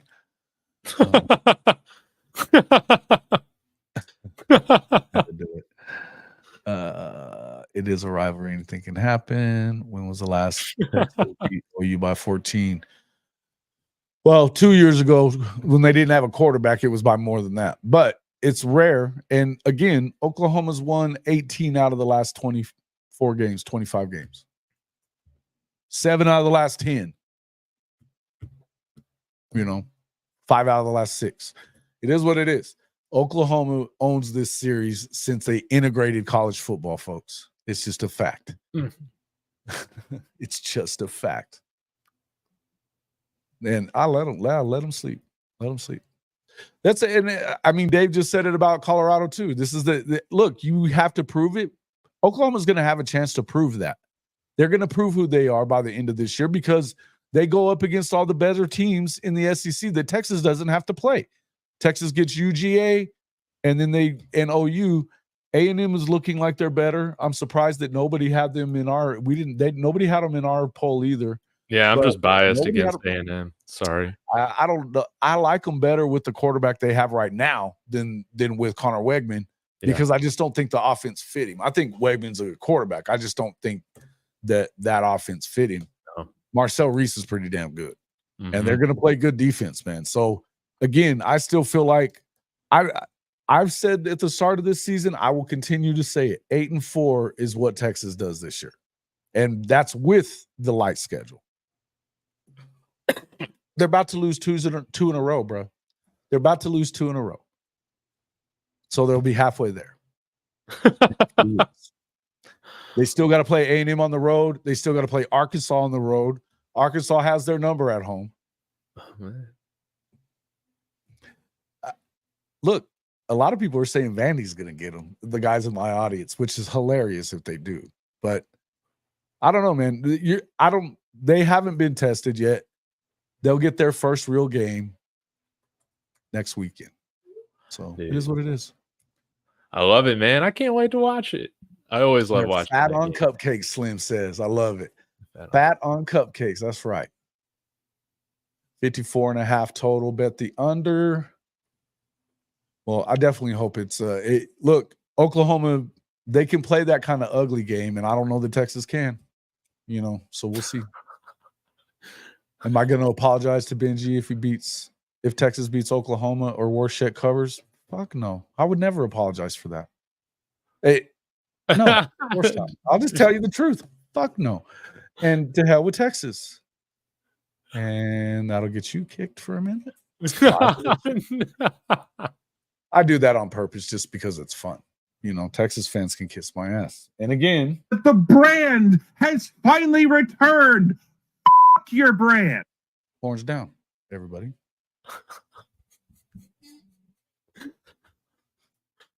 It cracks me up, man. I love it. Shout out to Onikuno. Yeah, our boy Onikuno. He is the man. Who did you do? What did you do? Overriding me. What are you talking about? Who'd you boot? I don't know. Yeah, the mods are already getting them. Hey, it's hate week. This is what happens on hate week. During hate weeks, Hey, fuck them. I don't kick them out for good. They're just in timeouts. And a USC fan can go too. Fight on. Bye, Belisha. You find a lot of USC fans in here because of Lincoln Riley, whatnot? They do. Yeah, him and Trojan Fight and him are in here. They're actually okay. I actually don't have a problem with them most of the time. But they do talk some shit. Yeah, They're not talking a bunch of shit right now because USC looks like they're in a bad place. I know you got a couple of minutes. Let's talk about this real quick. What are you thinking about all this stuff that's going on with these red shirts, particularly at USC? Bear Alexander's out. Just found out a linebacker's leaving as well. Something ain't right there. But what do you think's happening with all? Do you think that these red shirt things that they're opting out? I mean, is this a lot of people think it's bad for college football, and I think it could be, but I also think that this is the kind of stuff that is going to start changing things in college football for the better. It's the NCAA's fault for allowing it to get to this point. Yeah. So I don't necessarily have a problem with what happened at UNLV. I think that at USC it's an issue. Yeah. With like UNLV, USC, stuff like this. Colorado had a few guys enter or red shirt that I assume will enter the portal, but I think that's just part of today. Like, these guys aren't gonna find themselves like playing for us, like, even though they've had playing time in the past. Like, I just don't see that. So I feel like that's how the majority of these things are. But Athlon, some of these other news outlets won't tell you this. I think this happens at places where there can be bad culture. So it's been amazing, that UNLV's been able, and I who knows what the truth is right there with what's going on there. It was nice to see them still get a win after all that. But if you're looking for reasons to doubt Lincoln Riley, which I have doubted if he is a true leader of men, if he's somebody that can create good culture, this stuff does not go towards, proving me wrong. And for Bear Alexander to declare he was entering the portal last year or going to, and then all of a sudden, he finds himself a new payday from USC only to leave after 4 weeks. I guess on the flip side, Jason, to play devil's advocate, is this good culture if Bear Alexander's finally being held accountable and doesn't like it? I don't know. But I'm more so thinking that Lincoln Riley I don't think he's what some people think he is when it comes to being a good head football coach. Right, and I agree. And Chicken, why'd you do that to Rob? He didn't say nothing wrong.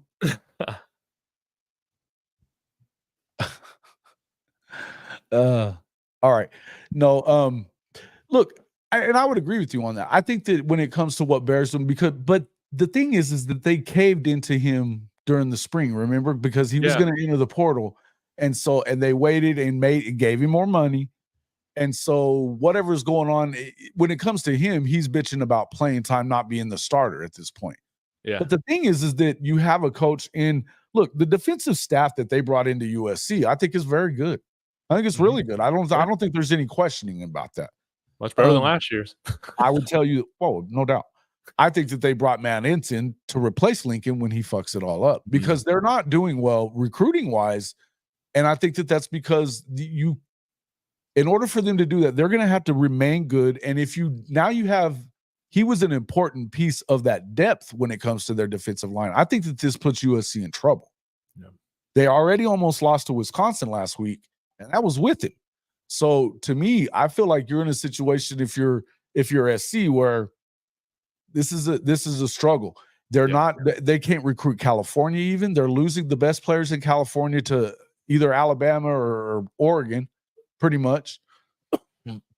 And then in Oklahoma's even jumping in on some of that stuff. I mean, a lot of teams are around the country. USC is supposed to own the state of California, period, plain and simple. Yeah. And everybody's starting to go after their commit. In Georgia instead of winning in Compton. Yeah. What the hell's going on? Yeah. That's everybody's wild. going after them, man. And it's not just Colorado, who it seems like we got some nice momentum with a few of their commits right now.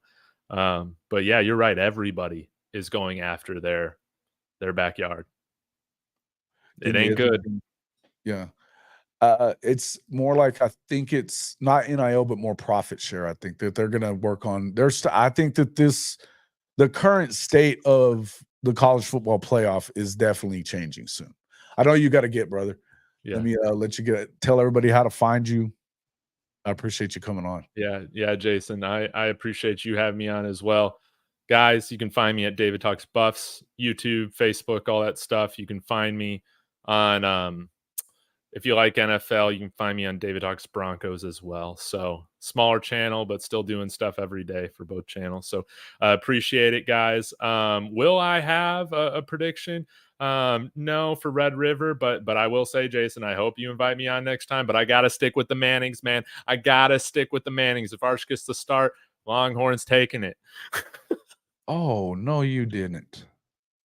Bye, Felicia. Just kidding, bro. I'm the rudest guest of all time, man. What the Take fuck care, did you do Jason. that for? All right, man. Now you have to leave. Get out. All right. Later, Dave. Thanks for coming in, bro. Woo! See you guys. Later, bro. Fucking guy. He did that on purpose just to mess around. Let's see. Hey, Rob, appreciate you coming in. Bear left because he didn't want to put in the work to get it get it right. Oh, hey, listen, I think that there's definitely something to that. But they caved to him once. You're not gonna, figure it out on some way. I know he wanted more playing time, but he was getting playing time at the key times, which is what's kind of weird to me about it. I'm still telling you, I think that there's issues at USC. That's the point I'm trying to make. And you're gone again. Bye, Alicia. Rob, good to see you, my man.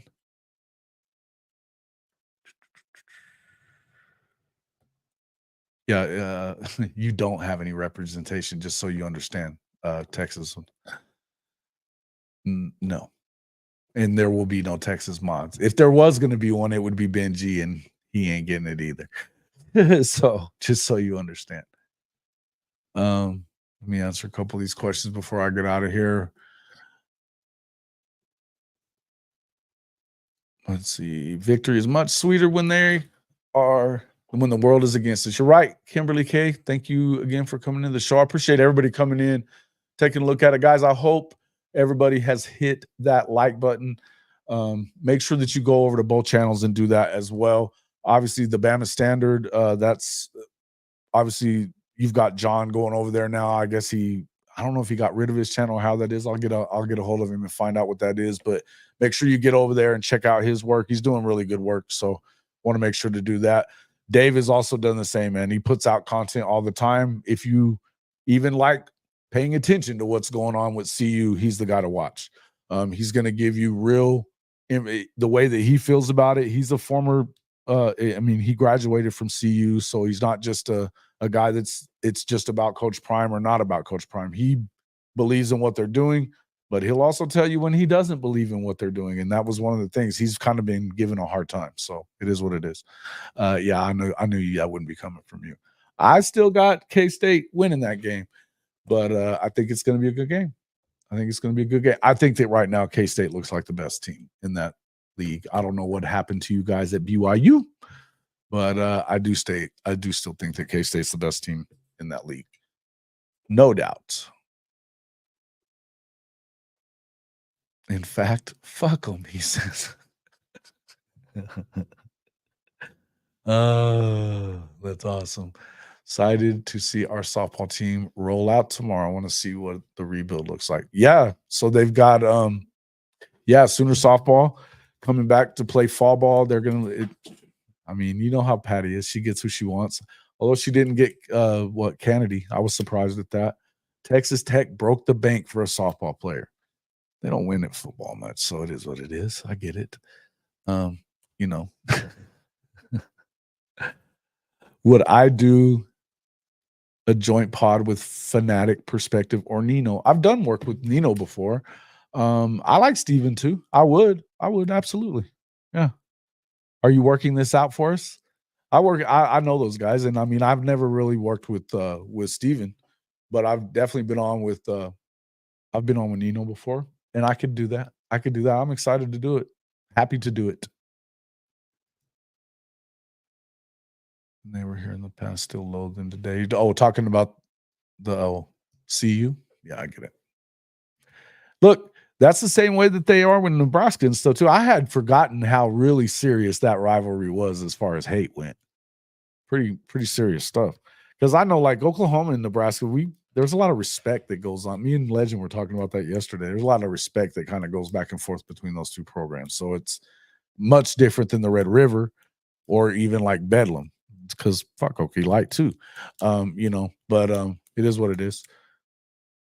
I like K-State overall. I think that it's hard to not like K-State whenever that's where Venables played. Coach Snyder, nothing but respect there. Stoops was there as well for a long time, so wouldn't be sleeping on them either.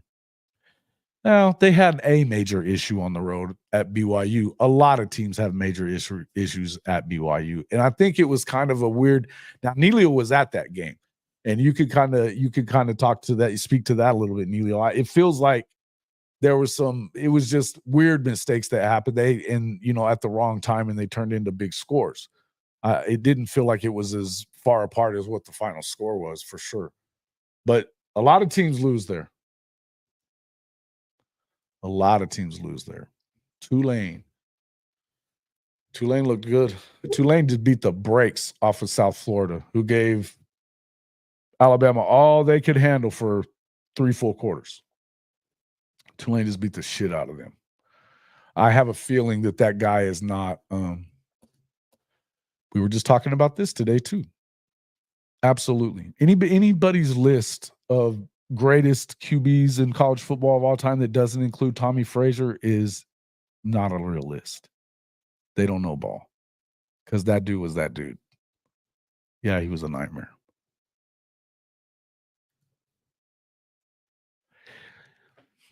This is a good question, Zios. No, I don't. I think he loves it there.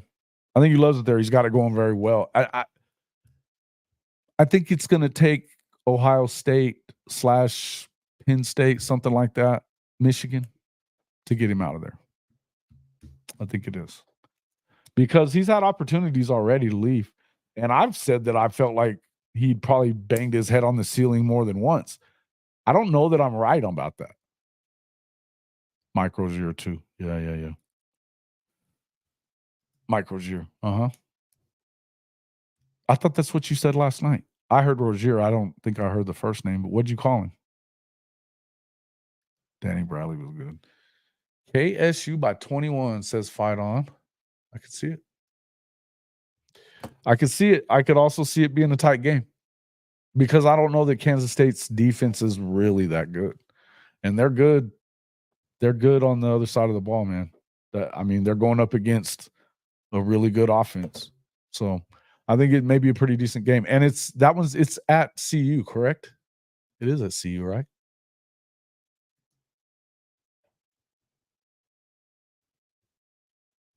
Yeah. It is.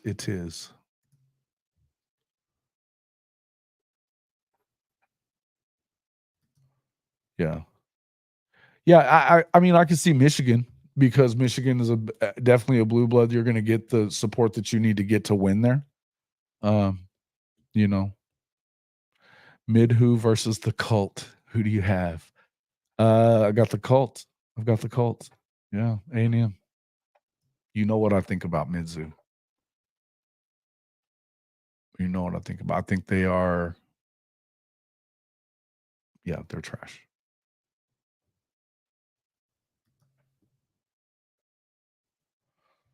He had 3 Sooner Magic moments. Yeah.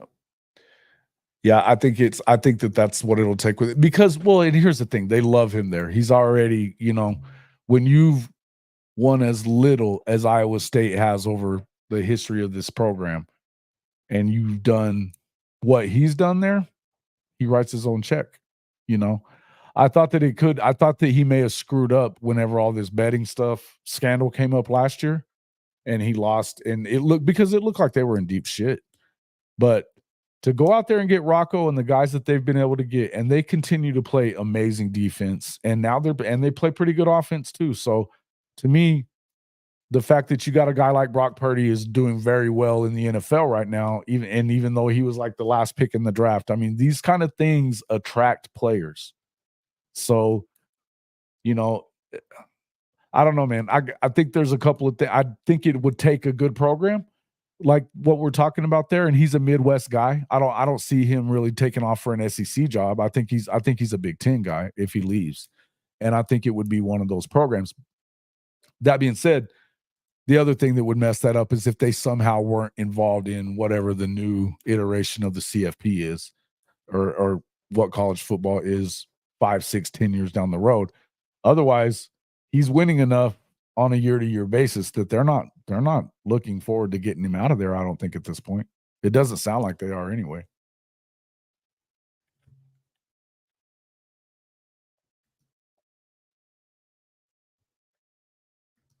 Sooner Magic got started with Little Joe against Mid-Poo in 75.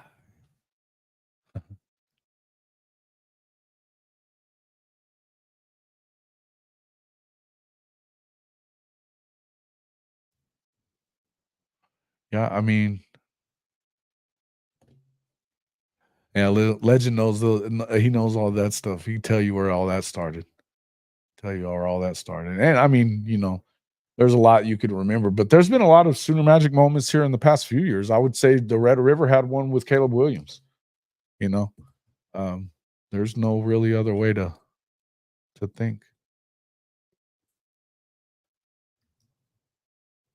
I think Danny can write his own check. Okay, she was a solid linebacker core this year. Good depth at the D line, little soft in the secondary. That's the point. I think it's a good game. I don't think it's a blowout either way, but I think the K-State's better. I think the K-State and the way that they're running the football right now, and you saw in the game against Oklahoma State where Oklahoma State claws back in it, takes the lead, and then the next thing you know, they rattle off 28.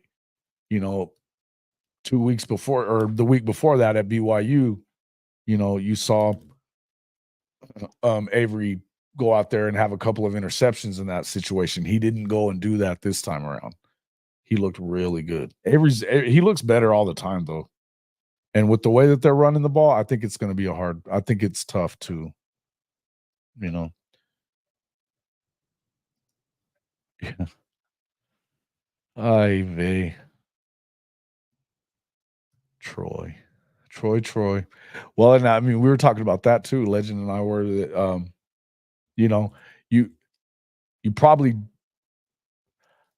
I don't know that, man, something we were kind of thinking about though, but do you think if Troy doesn't get hurt in the 85 season, I mean, I don't think they win the Natty first off, but you may have never seen Jamel Holloway play at OU. He may have ended up transferring out of there because he was a freshman, you know. It's pretty wild. The way that things happen. And I would just tell you that it's kind of, you see some of the same stuff with this Oklahoma team. They're great on defense. They have a quarterback that everybody thought was the guy. And all of a sudden the little known guy, Michael Hawkins, is the guy. And he is dynamic, can throw and run. The way that they play defense, this may be just what they needed. And I'm not saying that I'm picking them to win the national championship this year because I'm not. I haven't picked them to win the national championship. I still think everything's in front of them. After what I saw in the Georgia-Alabama game, I think that Alabama is the best team in the country, and I don't think that Georgia's very far behind. I think they're behind. I don't think they're very far behind. And I don't know that we got to still wait and see on Ohio State. They just still have not played anybody yet. So they've got, I believe next week is them in Oregon, is it not? I think that's right. Yep.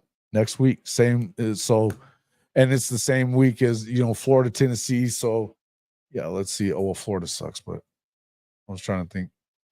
Alabama, South Carolina at Alabama. Mizzou still playing them, you know, juggernauts, you know, going up there against UMass. Penn State, USC also next week. It's a lot of big time games going on in week 7. Week 6 best games. Let's take a look. Syracuse, UNLV. I think that's going to be a better game than people probably think. You know, with that quarterback leaving, I wonder if they're the same. I like the Go-Go. I think they're a good football team, though, a good program. I just don't know that they're going to do that. The one this weekend you got to be watching is that A&M hosting Mizzou. I definitely see, and it's weird. You know, they're ranked 25th on ESPN. A&M is, and Mizzou's still in the top 10. But Vegas has the spread at -2 for A&M, so we'll see kind of what happens there. Auburn, Georgia, that should be a blowout. Ole Miss at South Carolina. Now that one is kind of intriguing, right? Kind of intriguing. If you had to pick two teams, who do you think will make the SEC Conference Championship game? Yeah, I think if I had to pick two, it'd be Georgia, Alabama. I do. Look, I don't believe in Missouri, and I don't believe in Ole Miss. I didn't believe in them coming into this thing. I'd love to be able to say I believe more in Oklahoma. I think their defense is good enough. I don't know that they're going to have enough offense because you're starting to see guys step up a little bit. I love the quarterback, but I think that when you have that many guys out from your skill guys, you have to hope that all of them are better by the end of the end. Look, I don't think you're getting Nick Anderson back. I don't think that you're getting the hope is that you have Deion Burks back for Red River and moving forward. It doesn't look like Andrell's coming back anytime real soon, and we know that you don't get Jaden Gibson back. So the hope is that you get guys like J.J. Hester to step up. And also Jacquez Petaway. But we're talking about guys that are unproven at this point. Is it possible? Sure. But you also have probably, aside from maybe Georgia, as far as the contenders are concerned, you've got the toughest SEC schedule. I'm telling you that I still, I'll say again, Texas is not going to play for the conference championship. It's not going to be in the playoff. They're going to go 8-4, 9-3 at best. They don't win 10 games again, though. And at 9-3, they don't get into the playoff or that deal.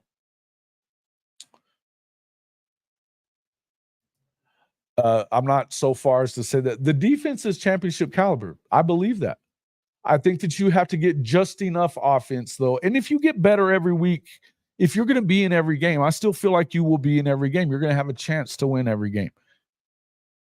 The offense does have to be better, though, or else they won't get in. I think the 8-4 is on the table if the offense doesn't get considerably better. I do think that they're in a better position with this quarterback than they were ever going to be with Jackson Arnold.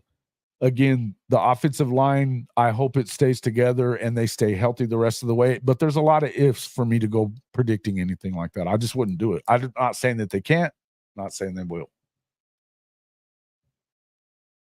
Did Will Howard get injured? I don't know that matters, C. John. I don't think he was their best quarterback.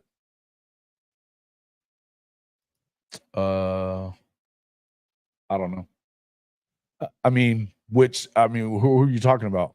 As far as like on the offense, I don't think they can, right? You just don't have enough guys. As far as like the defensive guys are concerned, it didn't feel like it, man. It doesn't feel like it. Mm-hmm. I agree with this part. I agree. No, I don't think so. Well, have we even seen Carry On in? So yeah, maybe, because I don't even think I've seen him on the field. Have you?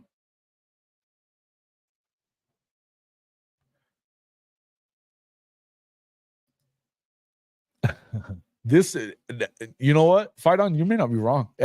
Listen, the people that think that this is that everything's perfect in Austin, it's not. First and foremost, it's not.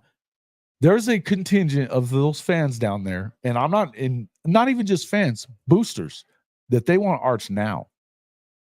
We've seen Quinn blow games. He hasn't been able to get it. He didn't get it done last year in the Red River when they were considerably better, according to everybody.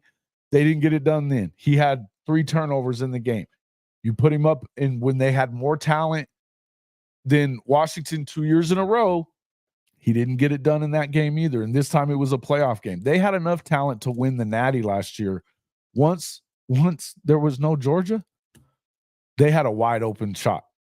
They're not as good as they were a year ago, and Oklahoma's got a better defense. And Oklahoma knows they can beat them. Oklahoma knows they can beat Texas. Texas hopes they can beat OU. That's the difference. And you know what? Texas fans will say what they want. And a lot of people are loving on Texas. Just remember that I told you here when they go 8-4 or 9-3 at the very best, that I told you guys that was going to happen. And no, it would not surprise me, either guy that was in the game. I would also tell you the oblique injury. I don't know that Quinn is going to be ready. I don't know that he's ready. Those oblique injuries, they don't just go away. And it's almost the same as what we were talking about with Nick Anderson. He's got a groin injury. I don't know that matters either. You know, I don't know that he'll make it back this year.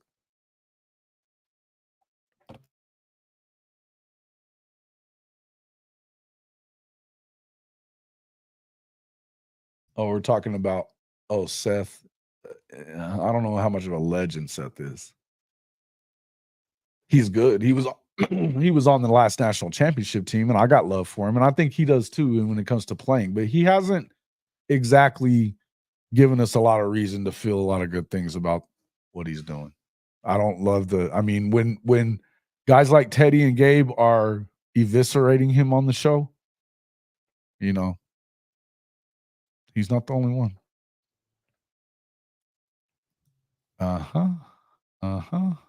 Yeah, small controversy like Major and Chris Sims. Yeah, see, I mean, look, and this was Mac we're talking about. He wanted to play Major Applewhite. That wasn't something that he had a whole lot of control over. He didn't.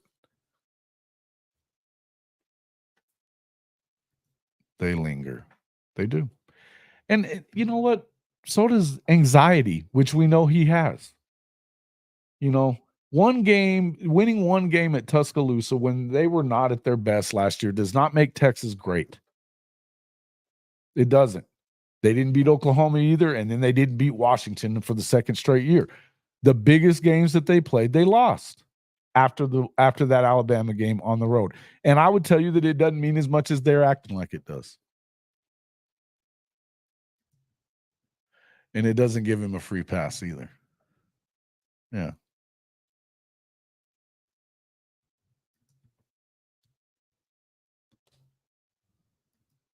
I don't know that I don't know that he's not a great OC either. I don't think that he's done great. I think that the way that they look, here's the facts. And I'm going to say this, and not every Oklahoma fan is going to love this.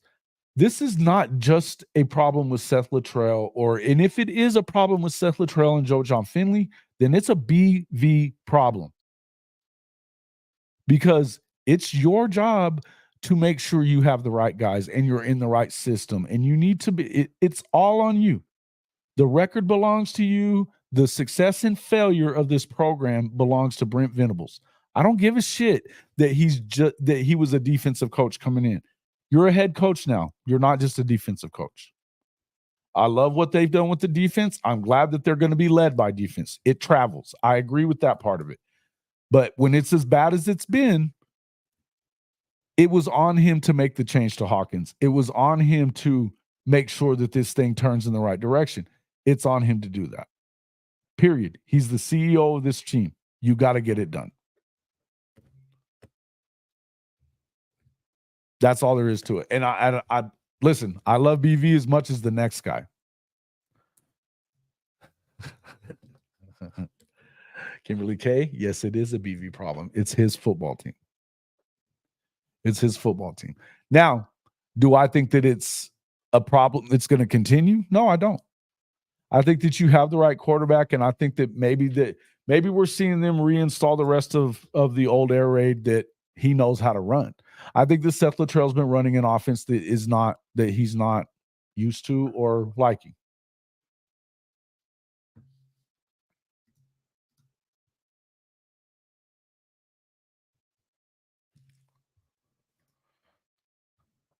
Uh-oh. Mo was talking on there.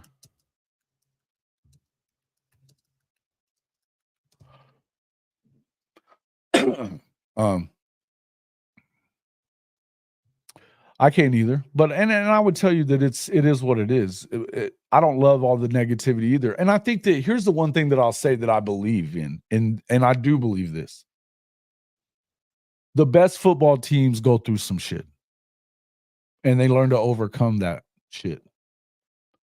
And the truth is that BV's still on his learning curve to be a head coach, and this is just the next step for him. We've been saying that for a long time on this show. I'm ready for him to take that next step, though, and it's time for him to take responsibility for that. I think he knows that at this point. I'm not telling you that I don't think he doesn't know it, right?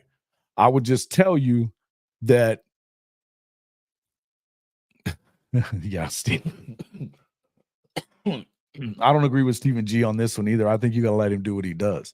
But in that case, I do agree that you're putting yourself in danger a little bit.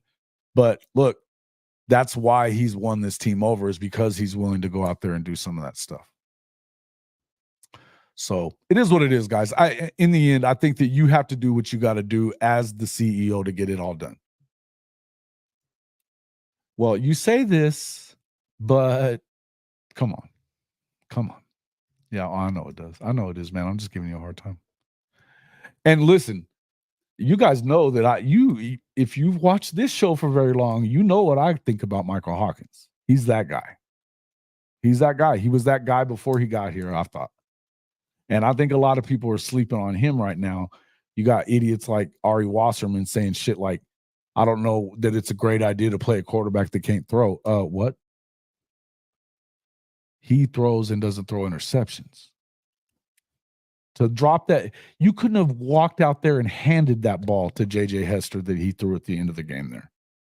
Better than what he threw it from that far. It was a 65-yard dime. Yeah.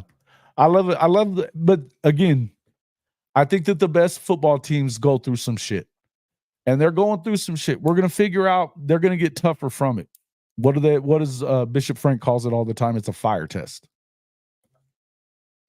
You're going to go through some of that stuff. You have to be tested in life and in everything else. And I feel like that's what's going to happen. That was an NFL pass. Absolutely.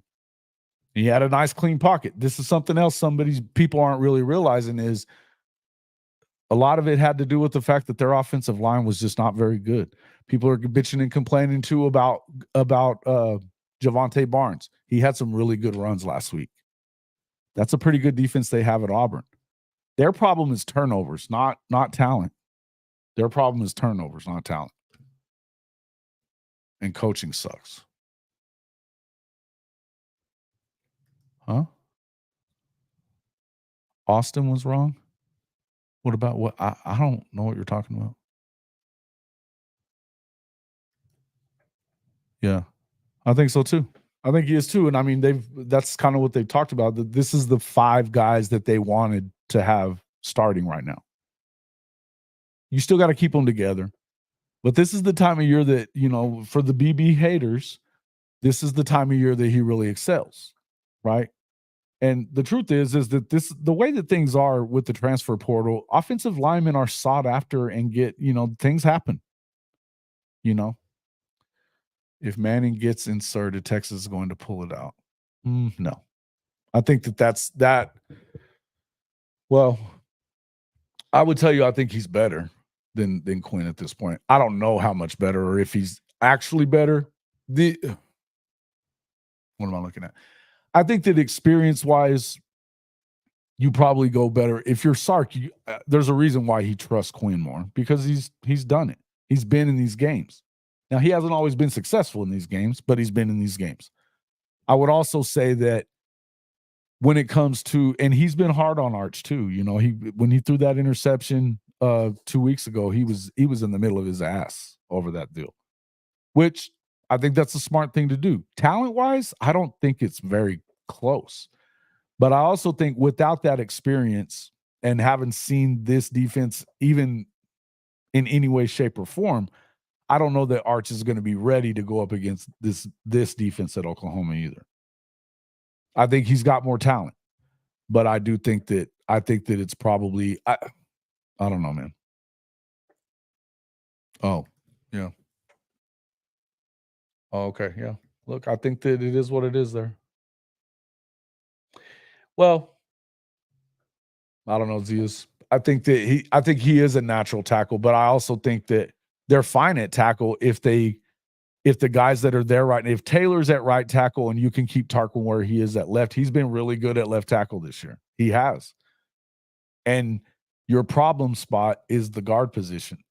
And he's able to play it. I understand why they're doing what they're doing. I understand why they're doing what they're doing. And I don't know that Michael Tarquin can play the guard position the way that he can. That's why they do it.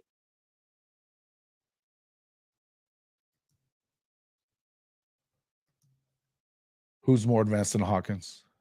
In what way? Are you talking arch? No. No. He hasn't made even a mental mistake really yet. He's missed a couple of guys that were open. That's the worst thing you can say about Michael Hawkins right now. He's playing smart with the football and he's got a killer instinct and he's got real speed and I think he's got a better arm than Arch. And Arch has a good arm. We know he's faster. Look, dude, this guy it comes from an NFL pedigree as well. Don't get it twisted. He does. So believe me, he's the better of the quarterbacks. I believe that. But we'll see. Why would we want to even go there? I don't understand. Why not see what EPO or Brooks can provide a guard? Because they're freshmen. If they were good enough, they'd already be in. I know that EPL is going to be that guy. He's had some injury stuff though too. Look, the thing is that they've had opportunities to solidify that spot. If they were good enough, he'd already have them there. One thing you can't say about Bill Bedenbaugh is that he doesn't play the best player.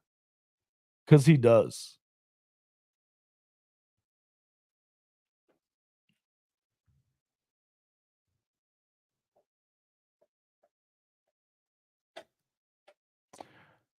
OL evals and coaching is hard. I'm just going to tell BB to do his job. Yeah, absolutely. Look. The guys that are talking about offensive line and stuff like that, I'm gonna listen to what Gabe Eichert has to say, and he'll tell you there's nobody better. We're talking about a guy that was a 3-time All-American. Gabe was as an offensive lineman. He knows what he's doing. He believes in what Bedenbaugh's doing. Now, he's been critical of the blocking schemes and some of the stuff, and definitely been critical of Seth and what they're doing. I understand that. But when it comes to what they are, look, man, I trust Bill Bedenbaugh. I think it's crazy to sit here. I understand that we would love to see these guys already be what you think they're going to be in the future. They're not that yet. It's going to be a good one.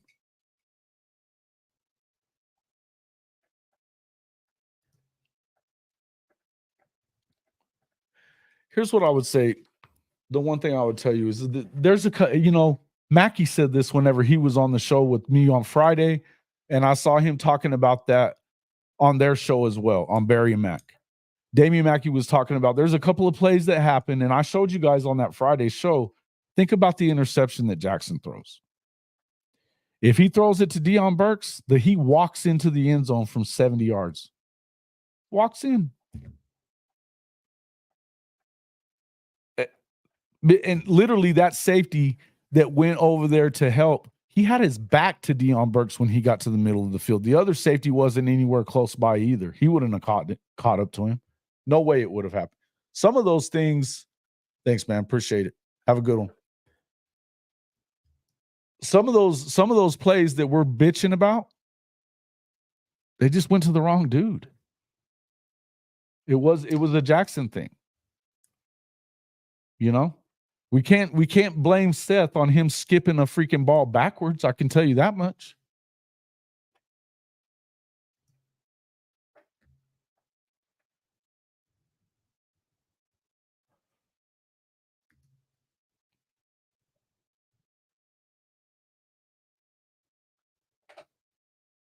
I don't agree with that either. What are you talking about, the medicals?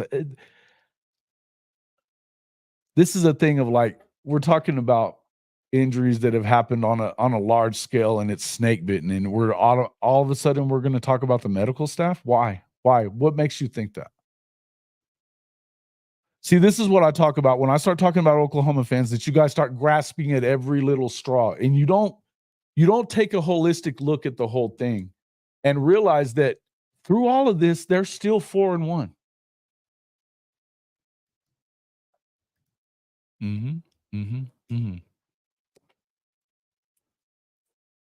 Here's the thing. If you went 7 or 5 or worse, yes, I think that there's look, I think he's out the fucking door if they go 7 and 5 or worse. And I don't think that it matters how many guys have been hurt. That Venables ain't having it. Okay. In the end, we don't know what was going on. That why did Hawkins not win the job right away? I'll tell you why. Because there was a lot of money invested in Jackson Arnold. The upside was there. You know? And I mean, look, me and Legend are cool. I don't agree with what he's talking. I mean, I think it's funny calling him Seth Roof and all that stuff. And yes, he deserves his fair share of the blame. It's not all of it, though. And there's a lot of things that can have conspired to everything that happened to Jackson. I think that he's going to be fine at some point. I don't know that it's this year, but I know he's going to be fine. I think that him showing that he stays engaged gives me a lot of belief in what he is. In the end, guys, we're going to be back here tomorrow to talk about a lot of this stuff. And, you know, oh, looky there. Bye, Felicia. Boomer 129 can stay out of here since he's got so much smart ass shit to say. That's on me. That wasn't the mods, Boomer. That was me.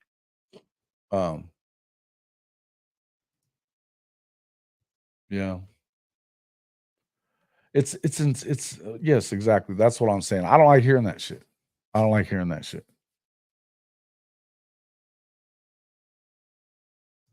think it's all crazy. And again, I think a lot of the things that have gone on, there's a lot of reasons for all of it. Do you expect them to still be better? Yes, absolutely. It is what it is.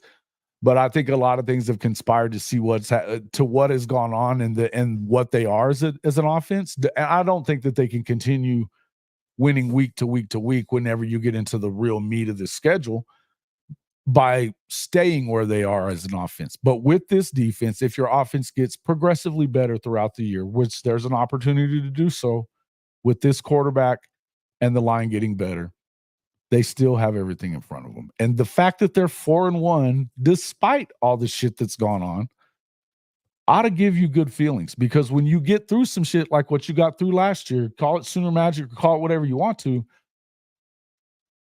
they made it happen. Those things can turn things around.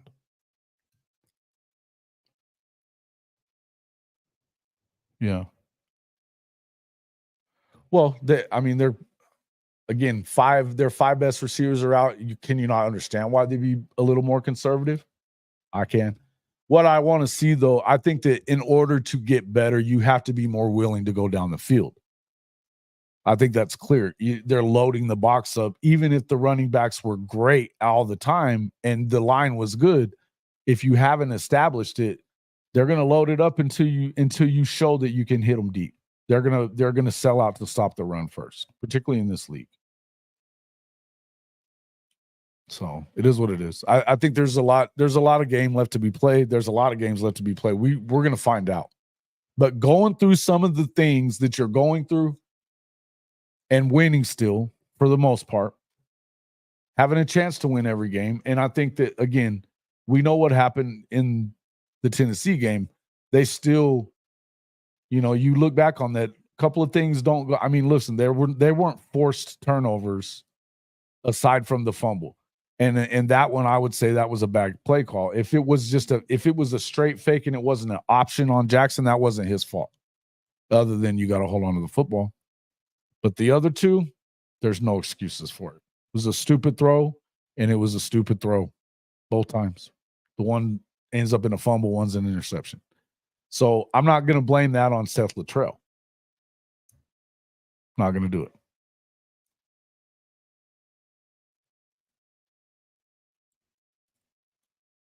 Hey, love you too, man. We're good. I'm just saying, I mean, we don't always have to agree on everything. And despite what, Boomer 129 had to say, on Jay's show the other day about, I don't care if you guys agree with me all the time or not. I pick on the Texas guys because it's fun. Same with some of these USC guys. But I respect you guys for coming back in here and being on the show. And I respect your opinions too. I just don't always agree with them. And I'm going to tell you what I think. Hell, I tell chicken shit all the time. I mean, everybody. The guys that are on the show with me, I don't agree with all the time. It is what it is.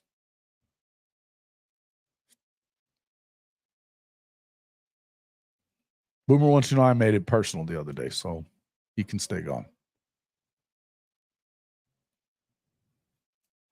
Anyway, all right, guys, I'm going to get out of here. We've got be back here in the morning for Rise and Shine College Football. We'll talk more about this then. I'm going to get some dinner and get going from there. But we will see you guys in the morning. Appreciate everybody coming in. We have had quite a few viewers in here on this side of it as well. About a little over 300, which is, for not having a fully OU pod, I think that's fair numbers. We should get, pretty good. So the end of the poll, a lot of people have someone else as the best SEC head coach. 25% Kirby Smart, 28% Kalen DeBoer, 47% think it's not either of those guys. So that's actually kind of wild out of 57 votes. I appreciate that. I appreciate that. I think we may have to talk more about that soon. Peace, fam. Appreciate you. Appreciate you guys coming in. I don't have a problem with this. I think I know what you're talking about there. And then our team pulled out the wins, and each game could have gone the other way. That speaks to grit, hard work, and relentless determination to not disappoint us or each other. Look, they definitely have. Yeah, I agree with you. I think that's the biggest thing is they are looking to. They care about it for more than, a lot of reasons, right? They're fighting for each other. I think that Jackson Arnold staying engaged throughout the game the other day said a lot about what this team thinks about each other, right? He stayed ready. He was being supportive of Michael Hawkins. It is what it is. He didn't act. He was the anti-Spencer Rattler. That's big. That speaks to this football team and what they believe and how they feel about each other. They just want to win. So they're going to keep fighting. And sometimes you got to go through some shit. I think it's a good time. I think it's good things ahead. If they win it this year, they don't win it this year, I think they are definitely contenders moving forward. I really do. You got to graduate before you get there. You put a pie in the oven, it takes an hour to finish that pie. In 30 minutes, it's not as good when you pull it out. It is what it is. We'll see how long it takes. Guys, I appreciate everybody coming in. Make sure you check out our official show merch store. This is the time for the official show merch store because you get all of the goods in terms of horns down, that kind of stuff headed into the Red River. I'm gonna make there's a couple other ones I'm about to put together. In fact, I may do that a little bit tonight. I've got some work I got to do for my regular job, so that's the main reason I got to get out of here. But I do thank you guys for coming in. I appreciate it. Make sure you guys check all that stuff out. Again, if you haven't hit the like button, hit the like button. Helps us out. We'd love to have you as members of the Hall of Fame Mafia, get you into our Discord, to get you a vote in the Hall of Fame top 25. Appreciate everybody that would become that kind of deal as well. Esther, thank you very much for coming in. So yeah, if you're not a member already, become a member. Get your vote in the Hall of Fame top 25. I think we can do a better job than the AP or ESPN in their votes. So check it out. And for as low as $2.99 a month, you can do that. But again, it's free just to hit the like button. Share us with your friends. All right, guys. Thanks a lot for coming in. We will see you all on the next one.